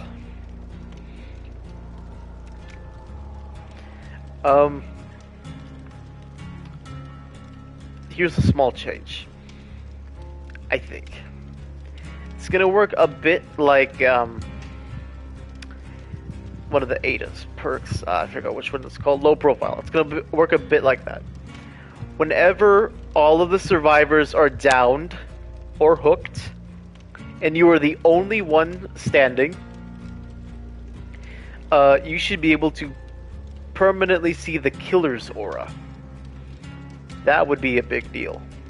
So, for example, if all 3 of your teammates are on the ground and you're still up, you should see the killer for as long as that is happening. And there's that. Also, the perk is called Left Behind. So let's say all of your teammates leave you. You should be able to see where the killer is too. And that way you'll see the hatch, and then you'll see the killer. And then you're like, okay, let's stay away from the killer and go to the hatch. And I think those are some changes I would make to it. Still not a very good perk, but still something to make it good. Anyways, moving on to lightweight. It was buffed recently.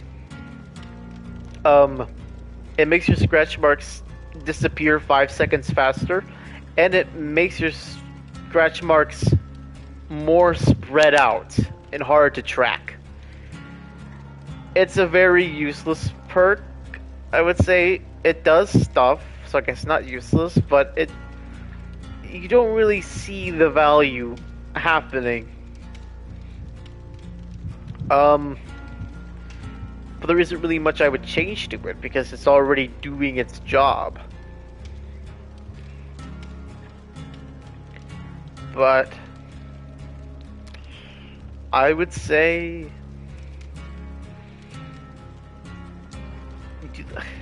you would have to change some numbers around with this perk. I think it was changed recently, so I don't see it being changed again. So I think it's fine just the way it is. I'll leave it. Though I definitely think it needs to be changed. I just wouldn't know where to start. Life. Life is a perk whenever you vault a pallet or a window.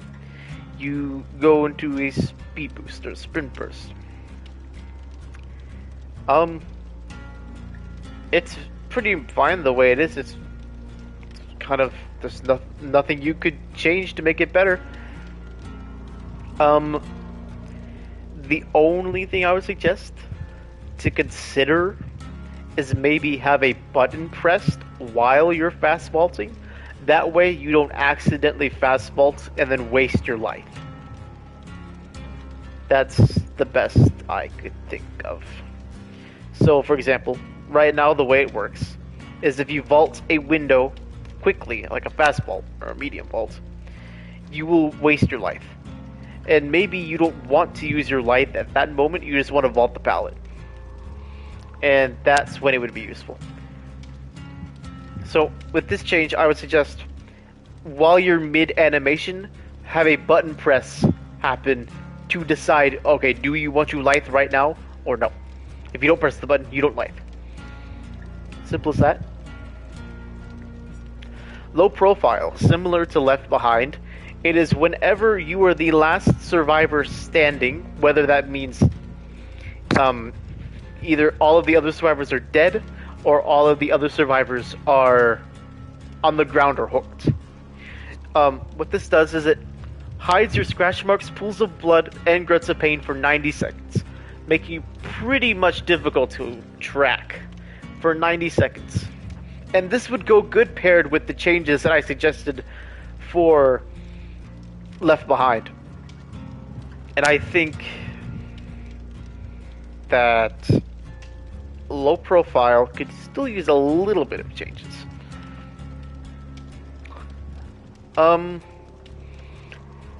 It just so happens that if somehow in some strange case that you aren't the one on the ground and you are the heroic final survivor that needs to go and save the team, only then can you get value out of this perk.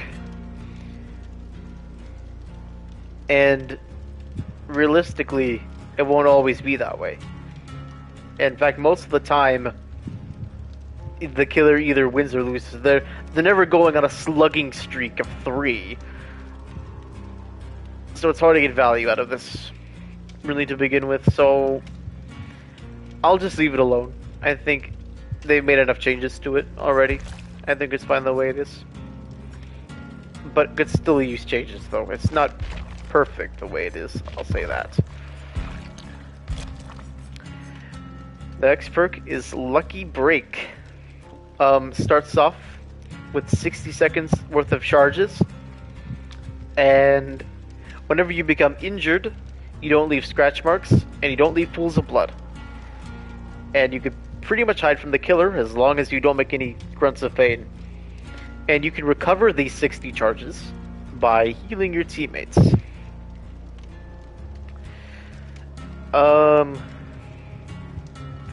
It's good. The perk's really good. There's nothing really wrong with it. And the buff they made to it recently where you can recharge the perk is a really good change.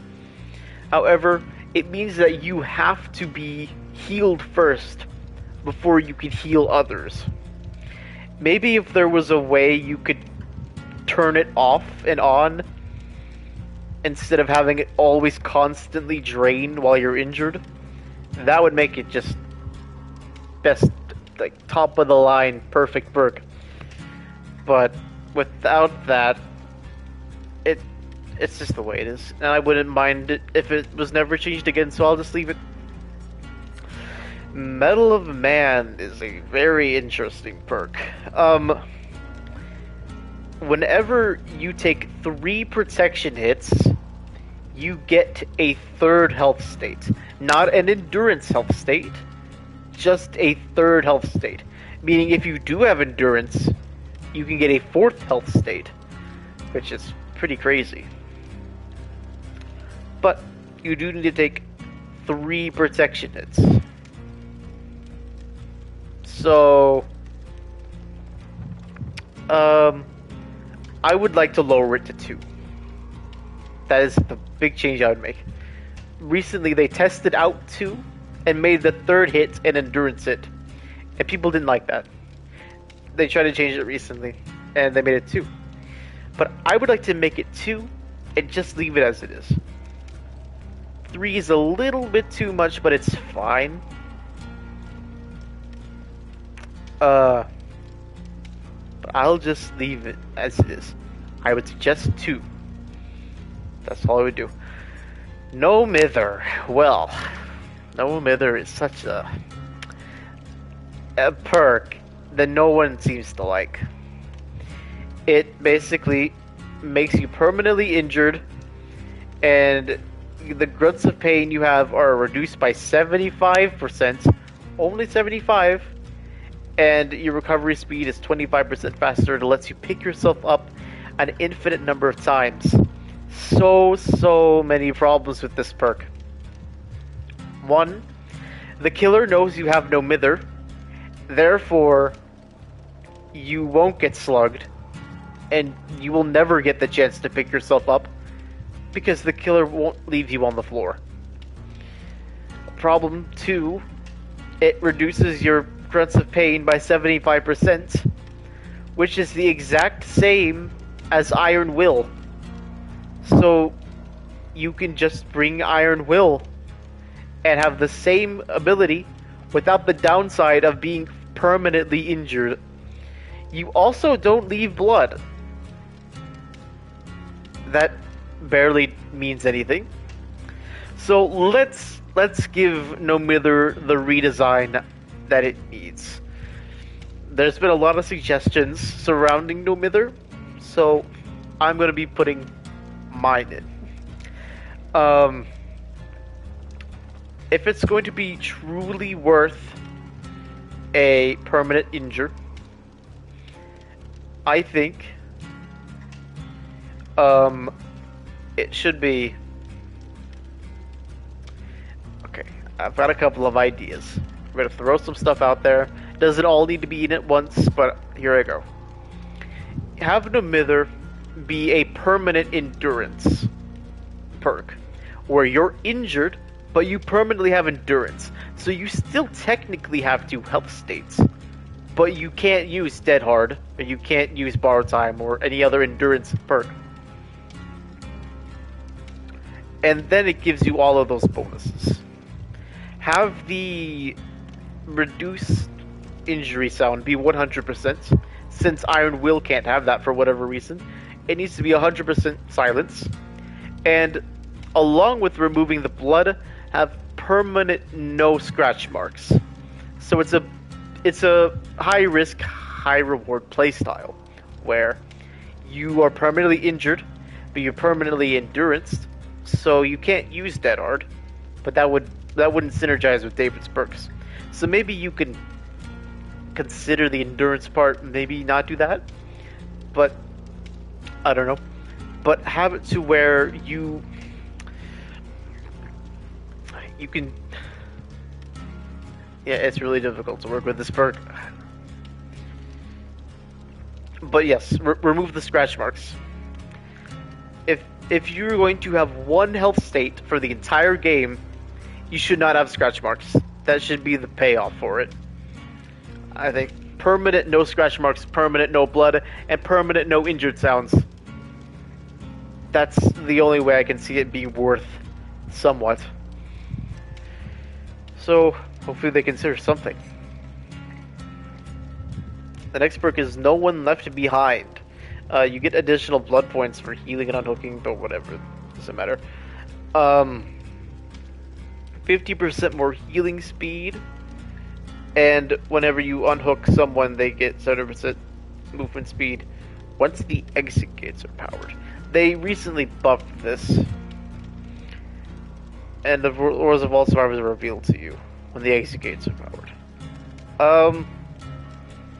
I would leave it as is.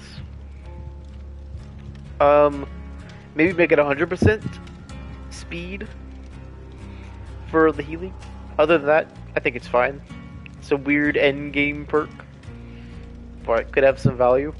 Maybe show you the killer every now and then. Maybe show you the gates. I don't know what else you would want to do with it in the end game, but I'll leave it at that. Object of Obsession. This is a very interesting perk. It makes you most likely to be the obsession, and every 30 seconds you can see the killer, and the killer can see you. Every time the killer sees you, you get 6% bonus to healing speed, repairing speed, and cleansing speed.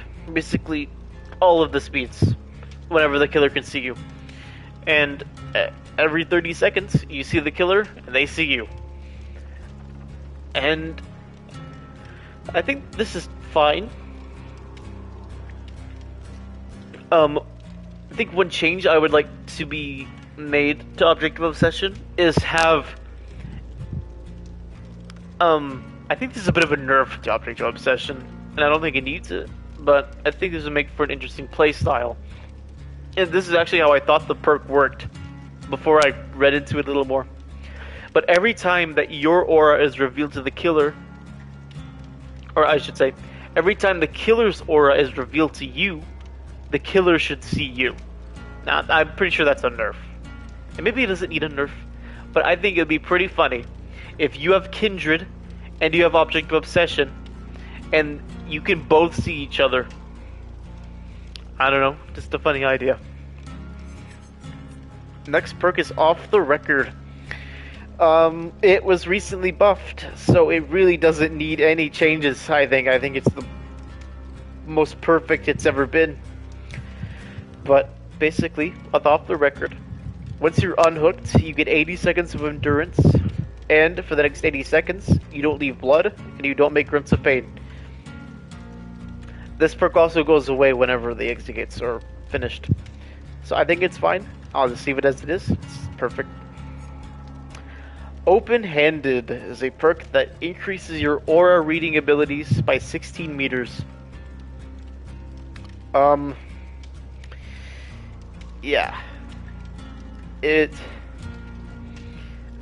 I'd like to make some small changes. I would like to see what it's like if we were stacking them. But I think maybe stacking the aura reading would be too much. If we don't stack it, make it more than 16. But bringing this perk on its own without aura reading is useless. So this perk needs some aura reading already built in. So I would say let Open-Handed reveal the aura of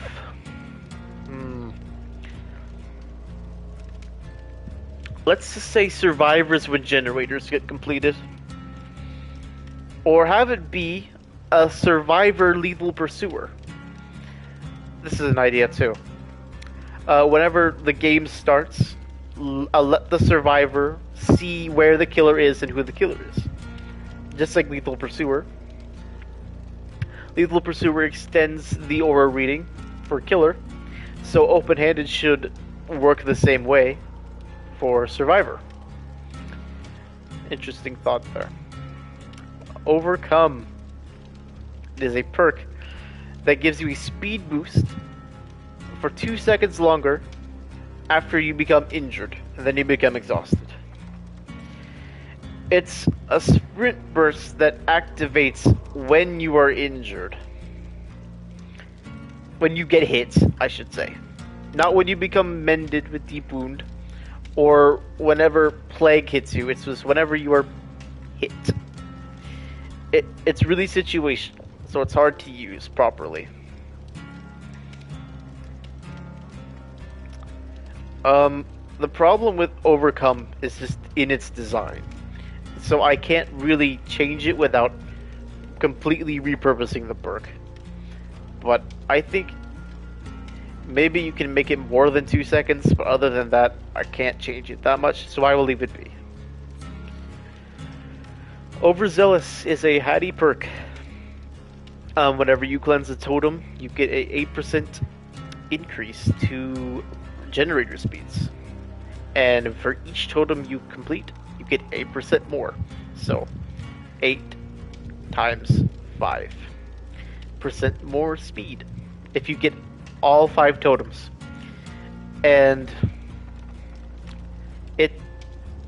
it goes away whenever you become injured. So if the killer hits you, you lose everything.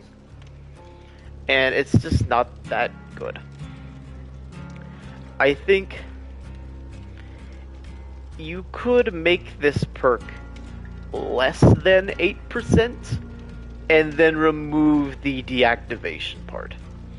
If you made this 2% per totem, or maybe 3 or 4, maybe 4 is a bit much. Yeah, 4 times, that's 20, so no, that'd be too much. But like 2 times 5, that's 10, so 10% speed, or 5 times 3, so that's 15. I think that'd be fine. If they made it 3%, but then removed the health state part, that would be kind of good. But then again, still a little niche, not very used, even if that were true. Next perk is Parental Guidance. Whenever you stun the killer, your scratch marks, pools of blood, and grunts of pain are hidden for 7 seconds. Another one of those stealth runaway kind of perks, where it's... I suggested with Dance With Me that it should be changed to this.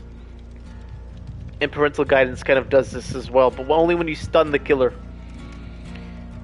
But this is just for stunning. And it's hard to stun the killer.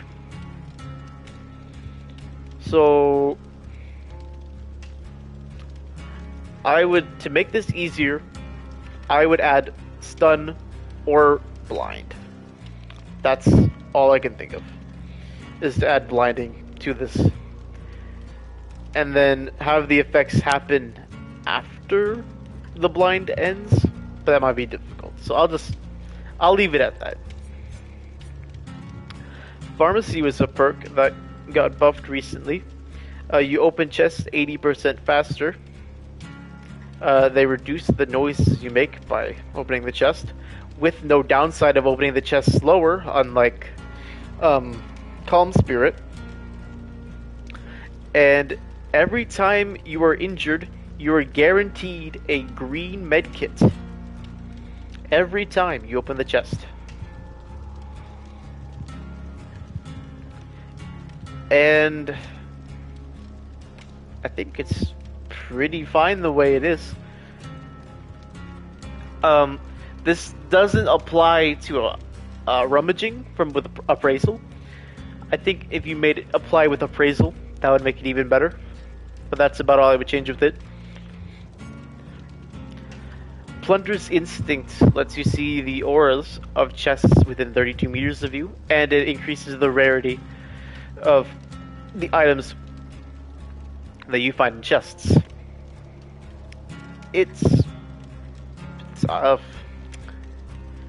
I would just make small changes to it.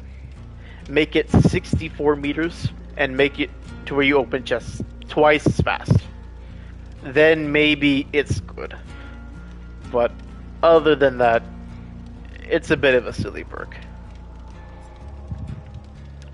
Poised, a completely useless perk, which needs big changes. Poised, whenever you complete a generator, you get 10 seconds of no scratch marks. Let's just change this perk entirely. When you complete a generator, you should get no scratch marks, no blood, no grunts of pain for 30 seconds, 40 seconds, big numbers, not just 10. Also, your aura should be hidden, so if the killer has Bitter Murmur, it doesn't work. And maybe on top of it, add a speed boost. But other than that, Poise needs big changes. Potential Energy. Potential Energy is such a nice perk that was introduced with Vittorio.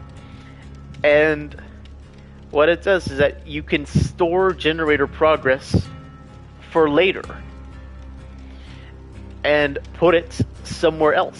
So you can be working on a generator, 99 it, then store up about 20% of progress, and then finish the generator, and then go and take that, and then put it somewhere else. But you lose it if you get injured. So I think it's pretty fine the way it is. I would just leave it at that. It doesn't need to be changed. I think it's a really nice perk. Power Struggle. Whenever you reach 15% wiggle progress, you are able to throw the pallet on the killer while they're holding you.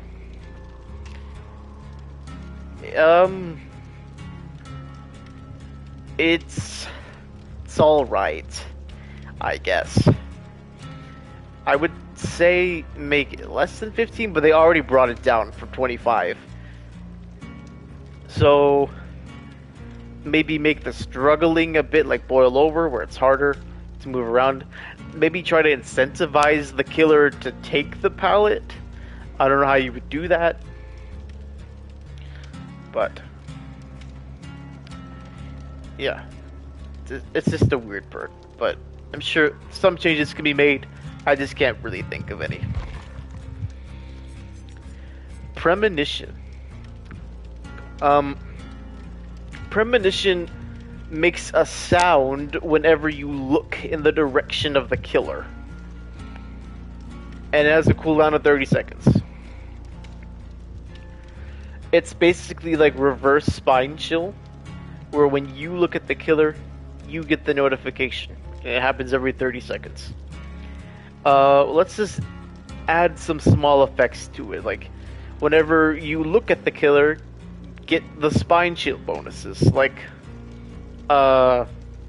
repair speed boost, healing speed boost, all of that. Make the cooldown a little less than 30, maybe 20 or 25, just smaller than 30. And yeah, just give a reward for looking at the killer instead of just saying, hey, the killer's here.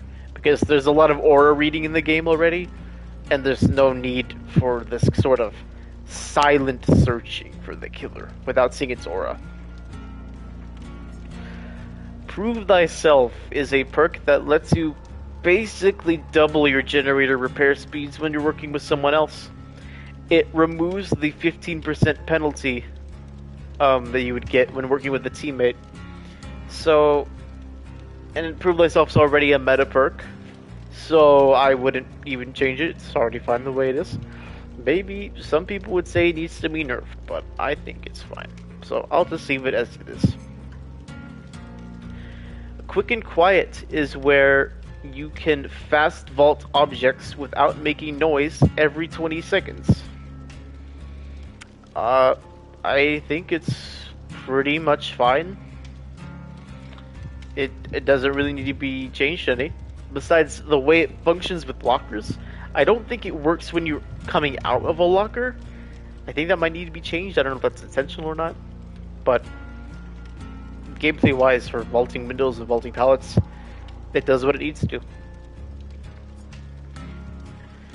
Quick Gambit. Oh boy. Okay, so this is a new Vittorio perk that is really bad. Whenever you are being chased, survivors that are within 24 meters of you get 8% speed boost to the generator repair speeds.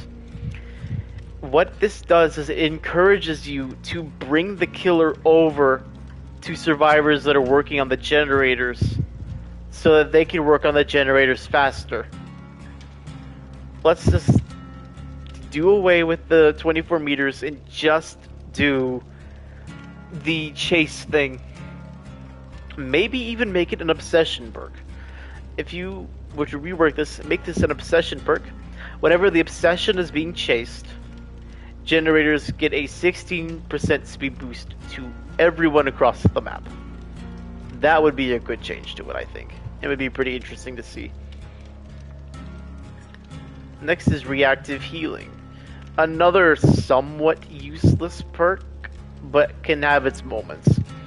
Whenever a survivor gets injured near you within 32 meters, your health bar goes up by 50% of the missing progression. So, for example, let's say you're injured and then someone next to you is injured. If they go down, you're still up. You get 50% of your bar immediately. Then let's say someone else nearby takes another hit. That's 50% of 50, so that's 25. So now you have 75% of your bar already filled from 2 people getting hit. Now a lot of it relies on other people taking hits, but it's still value is still to be had. And I don't think it can be changed much, and I'm going to leave it as it is. Because it's hard to really get value out of it, but it's hard to really change it, because it does its job. So I'll leave it as it is. Reassurance is such a nice perk. I would leave it as it is, but make one small adjustment. Whenever you are within 6 meters, you can pause the hook timer of a survivor that's on the hook. It stops people from camping. It can be done 3 times, I believe, if you have 3 teammates, to get a maximum of an additional 90 seconds of a hook. It's really good. I would say make it more than 6 meters. I find a lot of the times that you can't use this perk without taking a hit from the camping killer. And it can't be used in the basement because it's too far down. So if it was more than 6 meters, like 16, that would be great. Maybe even 32, but that would probably be too much. But 16 is a perfect, well, I don't know if it's perfect, but it's a really perfect perk the way it is, and I would like to see it just a little bit better to stop the killers from camping. Red Herring is a very bad perk. What it does is that if you work on a generator for 3 seconds, it then becomes highlighted to you. Basically, Red Herring is activated on that generator once you work on it for 3 seconds. Then, once you go into a locker, a notification happens. Oh, Siri just went off.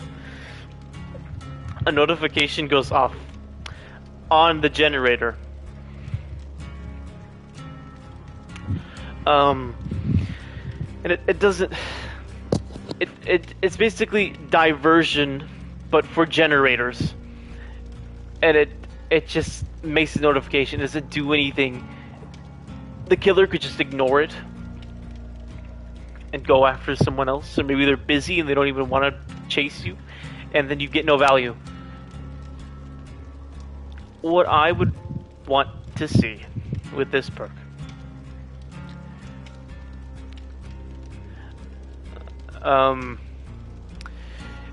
is that it just needs to be more. It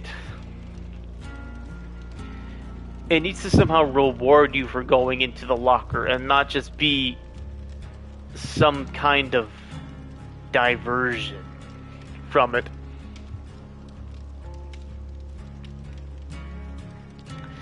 So the only way I could think of this is, I don't want to say a boost to the generator. Like I don't want it to be like more progress to it.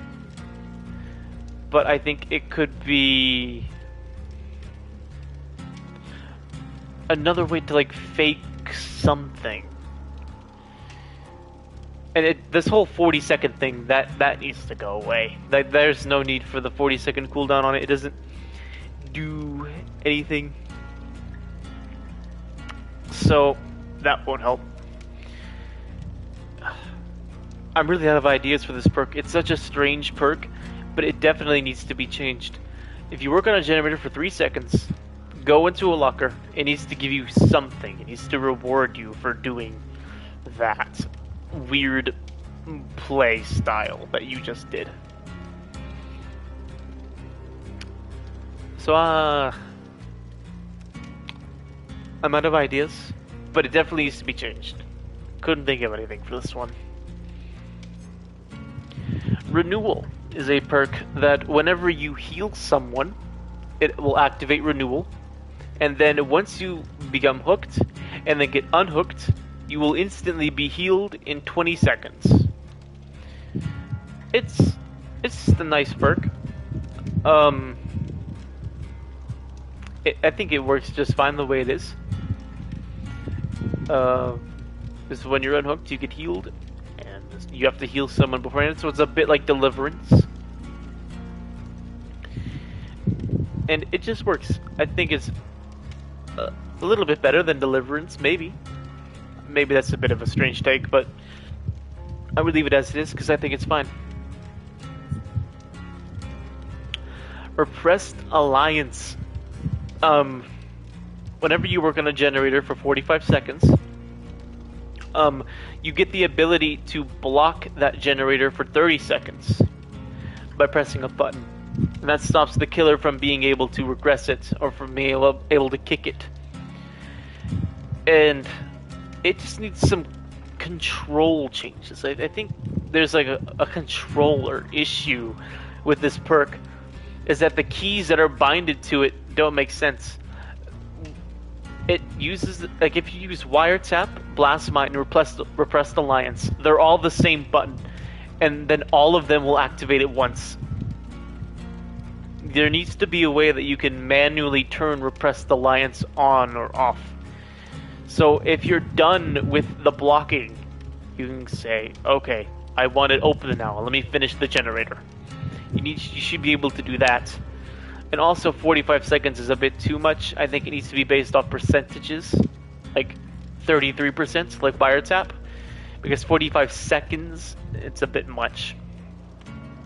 And it's a bit out of place compared to the other perks that are similar to it. So it changes. It needs to be based off percentage. It needs to be 33%, not 45 seconds. It also needs to be binded to a different button or something, because I shouldn't be able to use it with Blastmine on accident. And I need to be able to turn it on or off. If I turn it on with this button, and then I need to be able to open it back up, because if I don't, it's basically a free deadlock. If that's the case, and it kind of hurts you, because you can't work on the generator. And yeah. Next perk is Residual Manifest, which gives you a free yellow flashlight when you rummage through a chest, and it blinds the killer, gives them the blindness effect when you blind them. And I think it's a very good perk. It could be a green flashlight, or maybe even a purple one. I think a way to change this perk is, if the perk is yellow, give them a yellow flashlight. If the perk is green, give them a green flashlight. If the perk is purple, give them a purple flashlight. Maybe it's a bit much. I mean, a free purple flashlight every game though. But up for a perk slot, it could be a big thing. I think it'd be very good. I'd like to see that change. Resilience. Resilience is a pretty good perk. It makes you faster at repairing, sabotaging, healing, unhooking, even vaulting. Pretty much everything. At 9% more speed when you're injured. And it's fine. I think it's really good. And I don't think it needs to be changed. So I'm going to leave it as it is. Resurgence gives you, whenever you're unhooked, you get 50% of your healing progress already filled. That's it. It's just half of your bar is already full, and it's just, oh, that's nice. You have resurgence. That'll save us a few seconds, but it doesn't really do anything. How would I change it? I wouldn't say like 100%. That's a bit much. But maybe you get 50% whenever you unhook someone as well. Right after yeah. I think that would be something useful. If you unhook someone, you get the 50. If someone hooks you, you get 52. That would be one way I would do it. But other than that, I would leave it as is. Rookie Spirit is such a bad perk.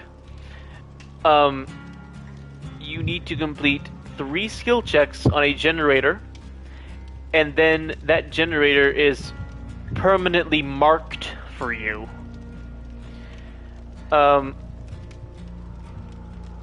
Once that generator is marked, you only see its aura once it's regressing.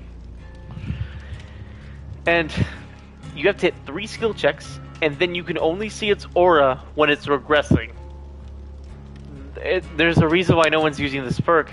It's because when the generator is regressing, you probably don't need to see it. You probably can already tell what generator's been worked on and can pretty much assume when they're going to be regressing based off where the killer is. So you don't need this. Now, if it were something like do 3 good or great skill checks and then mark the generator forever, that would be good. Somewhat. That's not very good. Also, I think if we're here to mark generators using this perk, it should maybe show them to everyone and then have marked it until it's completed, but not be able to mark multiple. There's so much more that it could do that I think it just needs to be changed. Saboteur is a perk that lets you see every hook on the map, including scorch hooks, whenever a survivor gets picked up. It also lets you sabotage a hook without the need of a toolbox. And I think it's fine. I think it's really good. There's a few issues with it. It is a 60-second cooldown, which is too much. It is way too much. Even if you accidentally tap it, you're penalized 60 seconds. It should only give the cooldown whenever you complete a successful sabotage. And that cooldown should be less than 60. Other than that, I think it's fine. Just remove the cooldown, not remove, but lower the cooldown and make it to where it only activates the cooldown when you finish a sabotage and not when you start a sabotage. Self-aware lets you see your own scratch marks and it lets you walk faster. It helps you be a little bit more stealthy because you can walk and you can see your own scratch marks, so you can see what the killer sees. I think it's pretty fine the way it is. I don't think I would change it. Maybe have a way to see your own notifications, but that wouldn't really work. So I wouldn't change it. I think it's fine. And it works. It does what it's supposed to. Self-care. Okay. Well. This is a bit of a controversial perk, self-care. It used to be 50% the healing speed, and they brought it down to 35. I think it can be 50. My only request is that it goes back to 50. I don't think it needs to be 35. And if you bring self-care, botany knowledge, it's just infinite medkits, and maybe that's a bit much, but I'd like to see it. That's all I have to say. Self-preservation. Okay. It's an interesting dungeon leaper. Whenever a survivor within 16 meters of you gets injured, your scratch marks, pools of blood, and grunts of pain are hidden for 10 seconds. It doesn't do much. Like, you're never going to see a survivor run this perk on its own. If you are near a killer and your teammate gets injured, you don't need your blood and your scratch marks gone, because they're not after you, they're after someone else. At the very least, add aura hiding from this. Like, make it to where the killer can't see your aura for 10 seconds. Maybe make it more than 10 seconds, make it 30 or 20. Make it maybe more, make it the entire terror radius instead of 16 meters. That would be helpful. So if the killer is Wesker, you could really get value out of this, because he has a big terror radius. So instead of 16 meters, make it tied to the terror radius instead. And for killers that don't have terror radiuses, sometimes, maybe like Michael, that would benefit them. Situational awareness lets you see it shows everyone the generator that you're working on within 32 meters. And if a killer downs a survivor, you get to see every other survivor for 10 seconds. I would say make this more than 32, make it 64 for the generators, so that everyone can see that you're working on a generator. Even then, with the next update, you can already see that your teammates are working on generators, so yeah. This perk is fine the way it is. Maybe give you a small speed boost after someone goes down, but that's just a maybe. That's all I can think of for this perk. Slippery Meat gives you 3 extra escaped attempts and gives you 4% more luck with each attempt. Deliverance outshines this perk so much, and even after the changes I want to give to Deliverance, makes Slippery Meat absolutely useless. And I even think that unhooking shouldn't be a part of the game unless you have Deliverance. I mentioned that last stream. But regardless, Slippery Meat needs a complete change. Maybe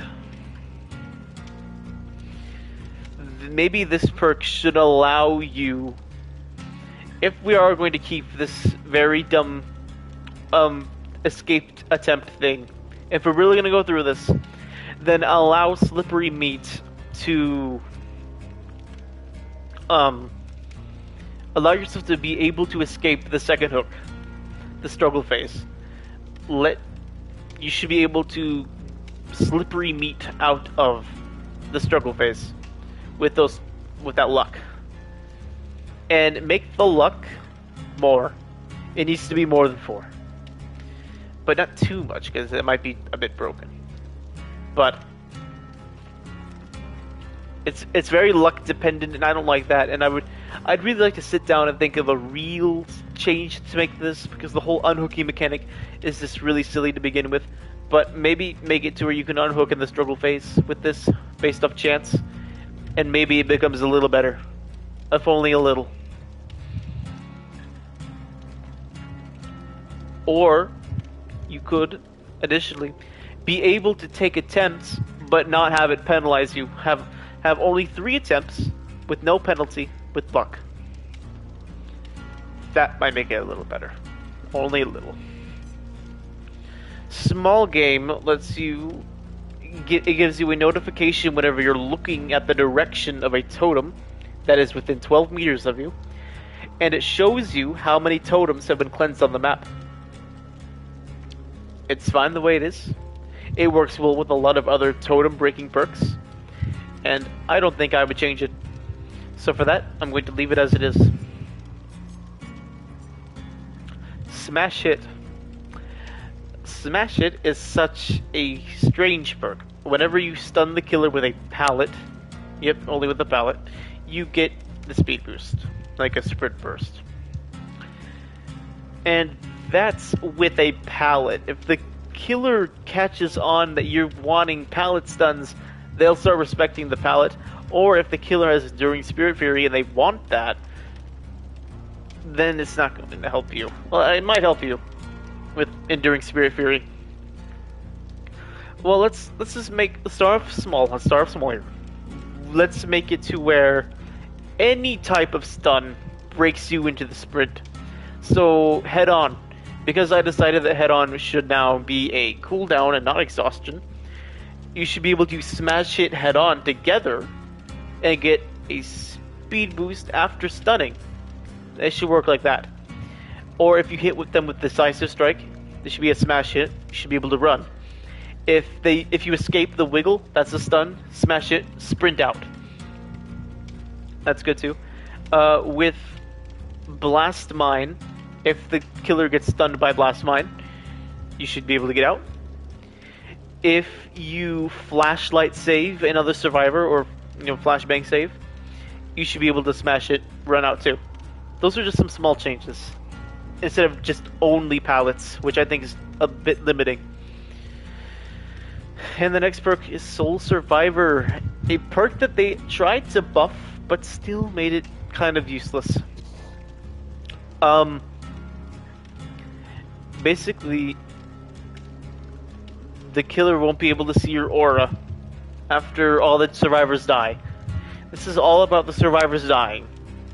Once they're all dead, you get a 75% bonus to repair speed. This does nothing. Once they're all dead, the hatch is already open, and you shouldn't be doing generators. And once the hatch is closed, you don't have to do the generators, and the gates can already be opened. So for this, if we're going to keep this generator thing, I want it 200 or 400% speed. It needs to be big, because the game is already over. No one else is escaping if you have this perk. So, 2 or 400, like a big number for the generator speed. And for the exit gate speed, you can make it 100. You can make it stack with Wake Up. I know it's already really fast as it is, but I think it's fine. It's still not very good, and it still encourages you to have your teammates die, which overall is a bad perk design, but I'll just leave it at that, even though I would like to make it a little more, but that's all I have to say. Solidarity. Your healing progress is halved and converted to you. That's a weird way to put it. Your healing speed is still normal. So let's say you heal a teammate and you're injured. That's, if you heal them to full, you get 50% of your health. It's just a weird perk. And maybe I would suggest make it 100%. Or if 100% is too much, make it 80 or 90. Because if you make it 100%, it would do this. If healing a survivor will heal you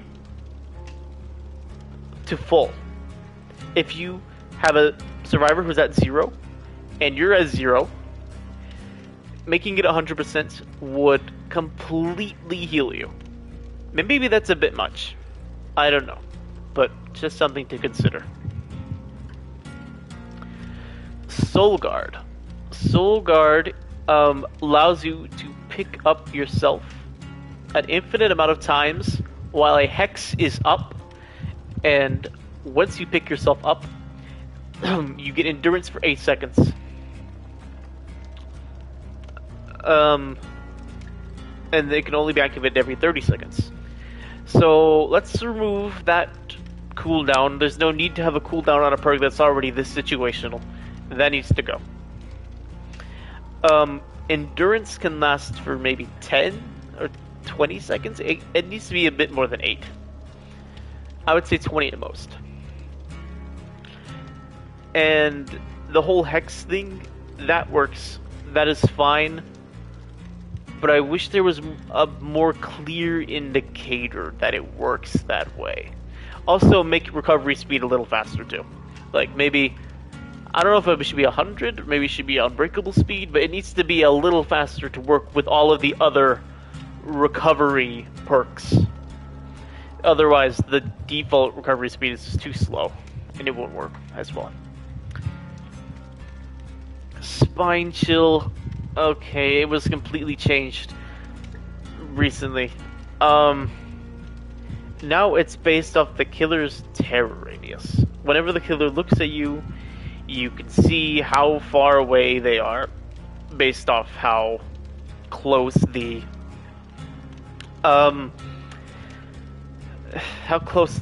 timer is. It kind of is like a meter now that shows how close the killer is, and also gives you a speed boost to everything besides vaulting whenever they're looking at you. It also looks away. It lingers for a half a second now, and I just don't like the new one.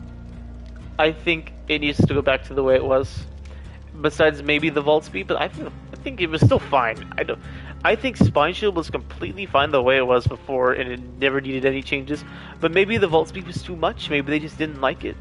And if they just kept it the way it is and removed the vault speed, I would have been completely fine. The next perk is Sprint Burst. It is what it is. It lets you, whenever you sprint, you get a speed boost for 150% of your normal speed, and then you just go for 3 seconds. I mean, it's pretty balanced. It's like the standard exhaustion perk. It does everything you would ever want it to. The only problem is, it's every time that you have to sprint, and you sprint a lot, and it basically means you have to play this weird game of juggling your exhaustion and the sprint burst, and it's a really unfun thing. And my only suggestion is have a toggle to just press the X button or whatever ability, like the Dead Hard button, while you're sprinting to get the sprint burst. Maybe there could be some problems with that, but I think it would. I don't like the whole 99ing game where you like walk a little and then do this, that. It's just annoying, but it's fine the way it is. No balance problems with it. Let's just move on. Stakeout lets you farm tokens while you're inside the killer's terror radius. While you're within the terror radius for 15 seconds, you get a token, kind of like distortion. Each of these tokens will convert good skill checks into great skill checks. And doing great skill checks won't consume the token. It's really good. There's not much going on with it, but it goes really good with hyper focus. And it just makes all of your normal skill checks into great ones after you consume your tokens. So maybe be able to hold more tokens, maybe make them a bit faster. Some numbers could be tweaked, but it's fine the way it is, and I wouldn't really change it. The next perk is Streetwise. Streetwise allows you to consume less of your item, and it stacks with your teammates.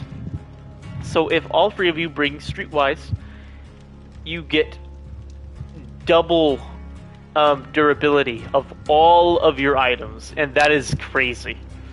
It allows you to get twice as many heals on your medkit, twice as much use out of your toolbox, twice as much use out of your flashlights, as long as you're within 8 meters of each other, all 4 of you. And I think it's a fine perk, but it could be more than 8 meters. But if you bring it just on your own, it's not as good. But it still consumes 25% less of your stuff. So it's still more durability on your items, even if you bring it on your own. So it could be a way to change it is to make it 25 for others and then maybe 50 for yourself. Or maybe more than 50. I don't know, maybe make it differentiate yourself versus when you give others. I don't know, just a way to think of it. But pretty good as it is. Technician. Technician is it's a good perk for beginners, but then you never use it again after a certain point.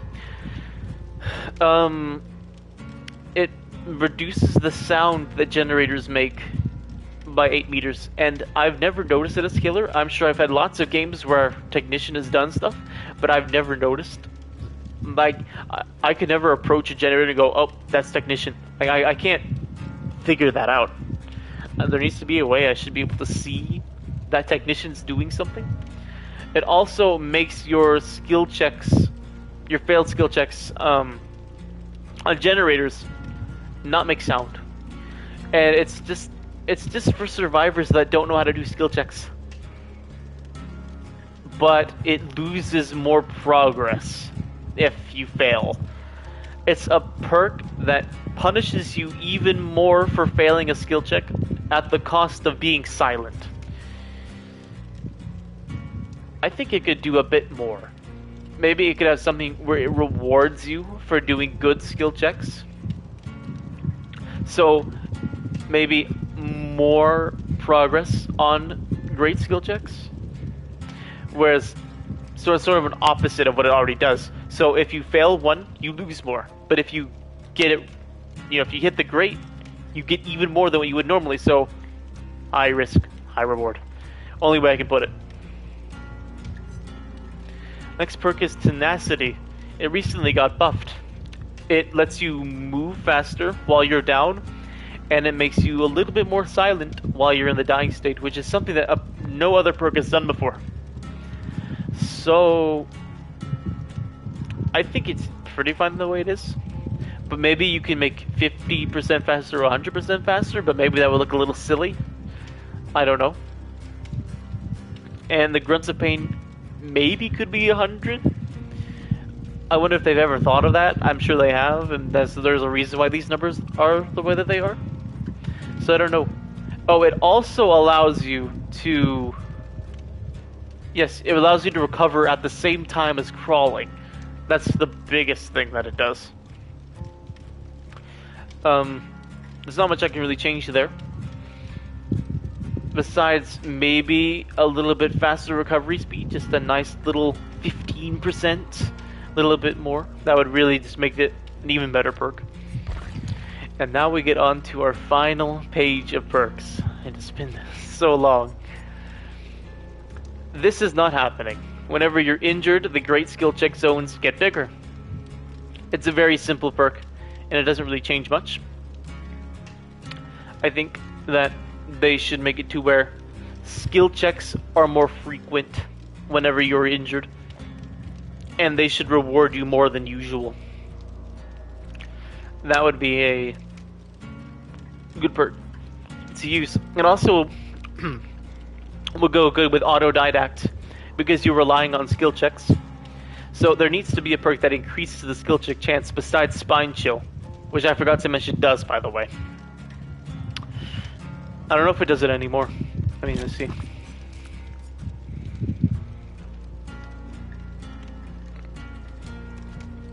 Maybe it doesn't. It used to. I guess it doesn't anymore.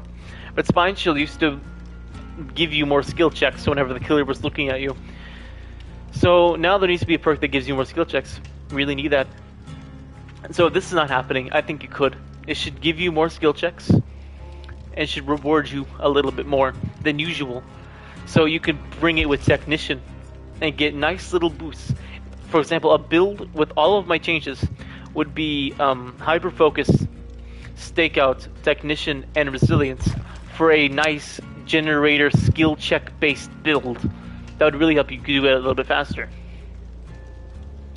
And maybe they'd all be overpowered? I don't know, but it would really shake things up, and I'd like to see it. Unbreakable. Completely fine. No changes needed. maybe I'd be okay with making it an unlimited amount of recoveries. Maybe. I don't really mind it. I know the developers were considering making this like this part of the game, so they're definitely doing something, and I guess I'll just leave it as it is. I think Unbreakable is really fine. It's hard to get value out of it, but when you do get value, you really get value. So I'll leave it as it is. Up the ante. A really, really bad perk. Up the ante gives you 3% more luck. And it stacks. It stacks up to 4. Meaning you get 12% more luck. But what's this? An offering that increases luck too. It doesn't say how much, it just says considerably. So no one knows what that really means. So there's also slippery meat. And luck is the most useless effect, like stat, in Dead by Daylight. It does only one thing. It increases your luck when trying to wiggle out. It's so bad. So how would I change it? Just get rid of it. Just change it. Make it completely different.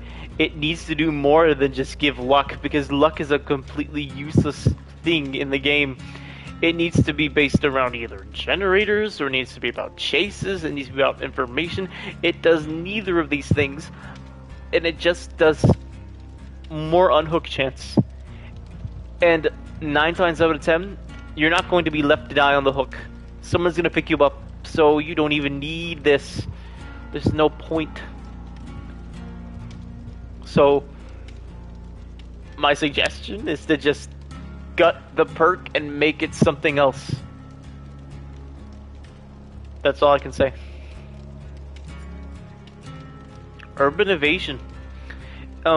It lets you, I believe, if I'm not wrong, it lets you crouch at walking speed. So it lets you crouch at the same speed that you would if you're walking.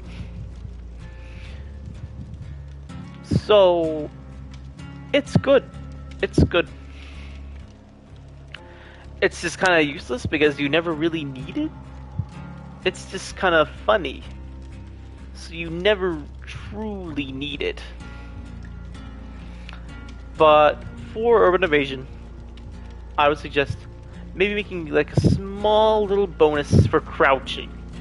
Like, you leave less blood while crouching, or you make less grunts of pain while crouching. Just a small little do this while crouching kind of thing to really do it.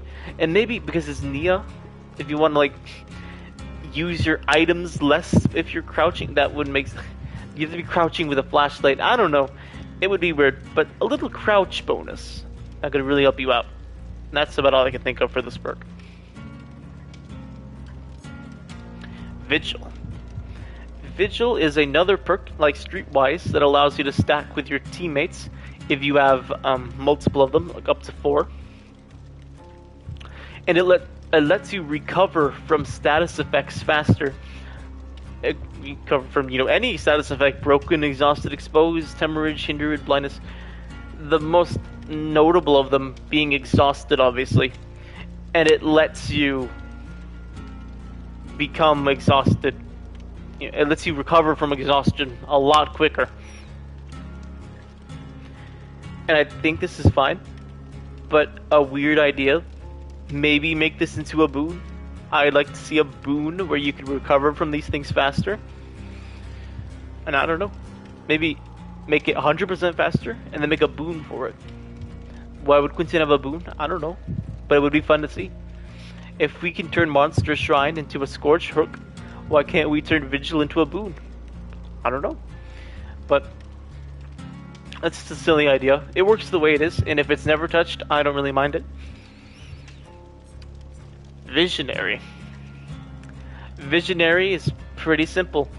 It lets you see generators within 32 meters, and once the generator gets completed, it turns off for 16 seconds. Just get rid of the 16-second thing, and then make the generators maybe like 16 meters, if you want to nerf it that badly. But it doesn't even need that. It's just such a basic perk that lets you see generators. I just see no problem in it. And I don't really see many people using it. Maybe you could give it like Deja Vu, where you get a little bit of a speed boost, but if you stack it with Deja Vu, it might be too much. So I don't know. But remove the whole disabling thing, it's kind of silly. Wake Up is a perk that a lot of people seem to like, and I'm not too big of a fan of it, but whatever. It lets you see the exit gates, and you open the gates 25% faster. Okay, so it's not like Soul Survivor. So this perk, you would really need to consider how fast the speed is, because I didn't realize at the time Soul Survivor is actually faster than Wake Up. I thought it was slower. Maybe I would go back on Soul Survivor, but I think it is really fine the way it is. You can make the the exit gates a little faster, but it's already really fast as it is. Like it's crazy. Just remove the 128 meters and just make it the whole map, because this basically already is the whole map. No need to have a range to it. It lets you just see the exit gates. It's really good. Nothing else to it. Next perk is Will Make It. It's a very simple perk. You unhook someone, you get double healing speed for 90 seconds. 90 seconds of double healing speed after unhooking someone. That's it. No changes. I think it's fine. It's a really fun perk to use. Very helpful. We're Gonna Live Forever.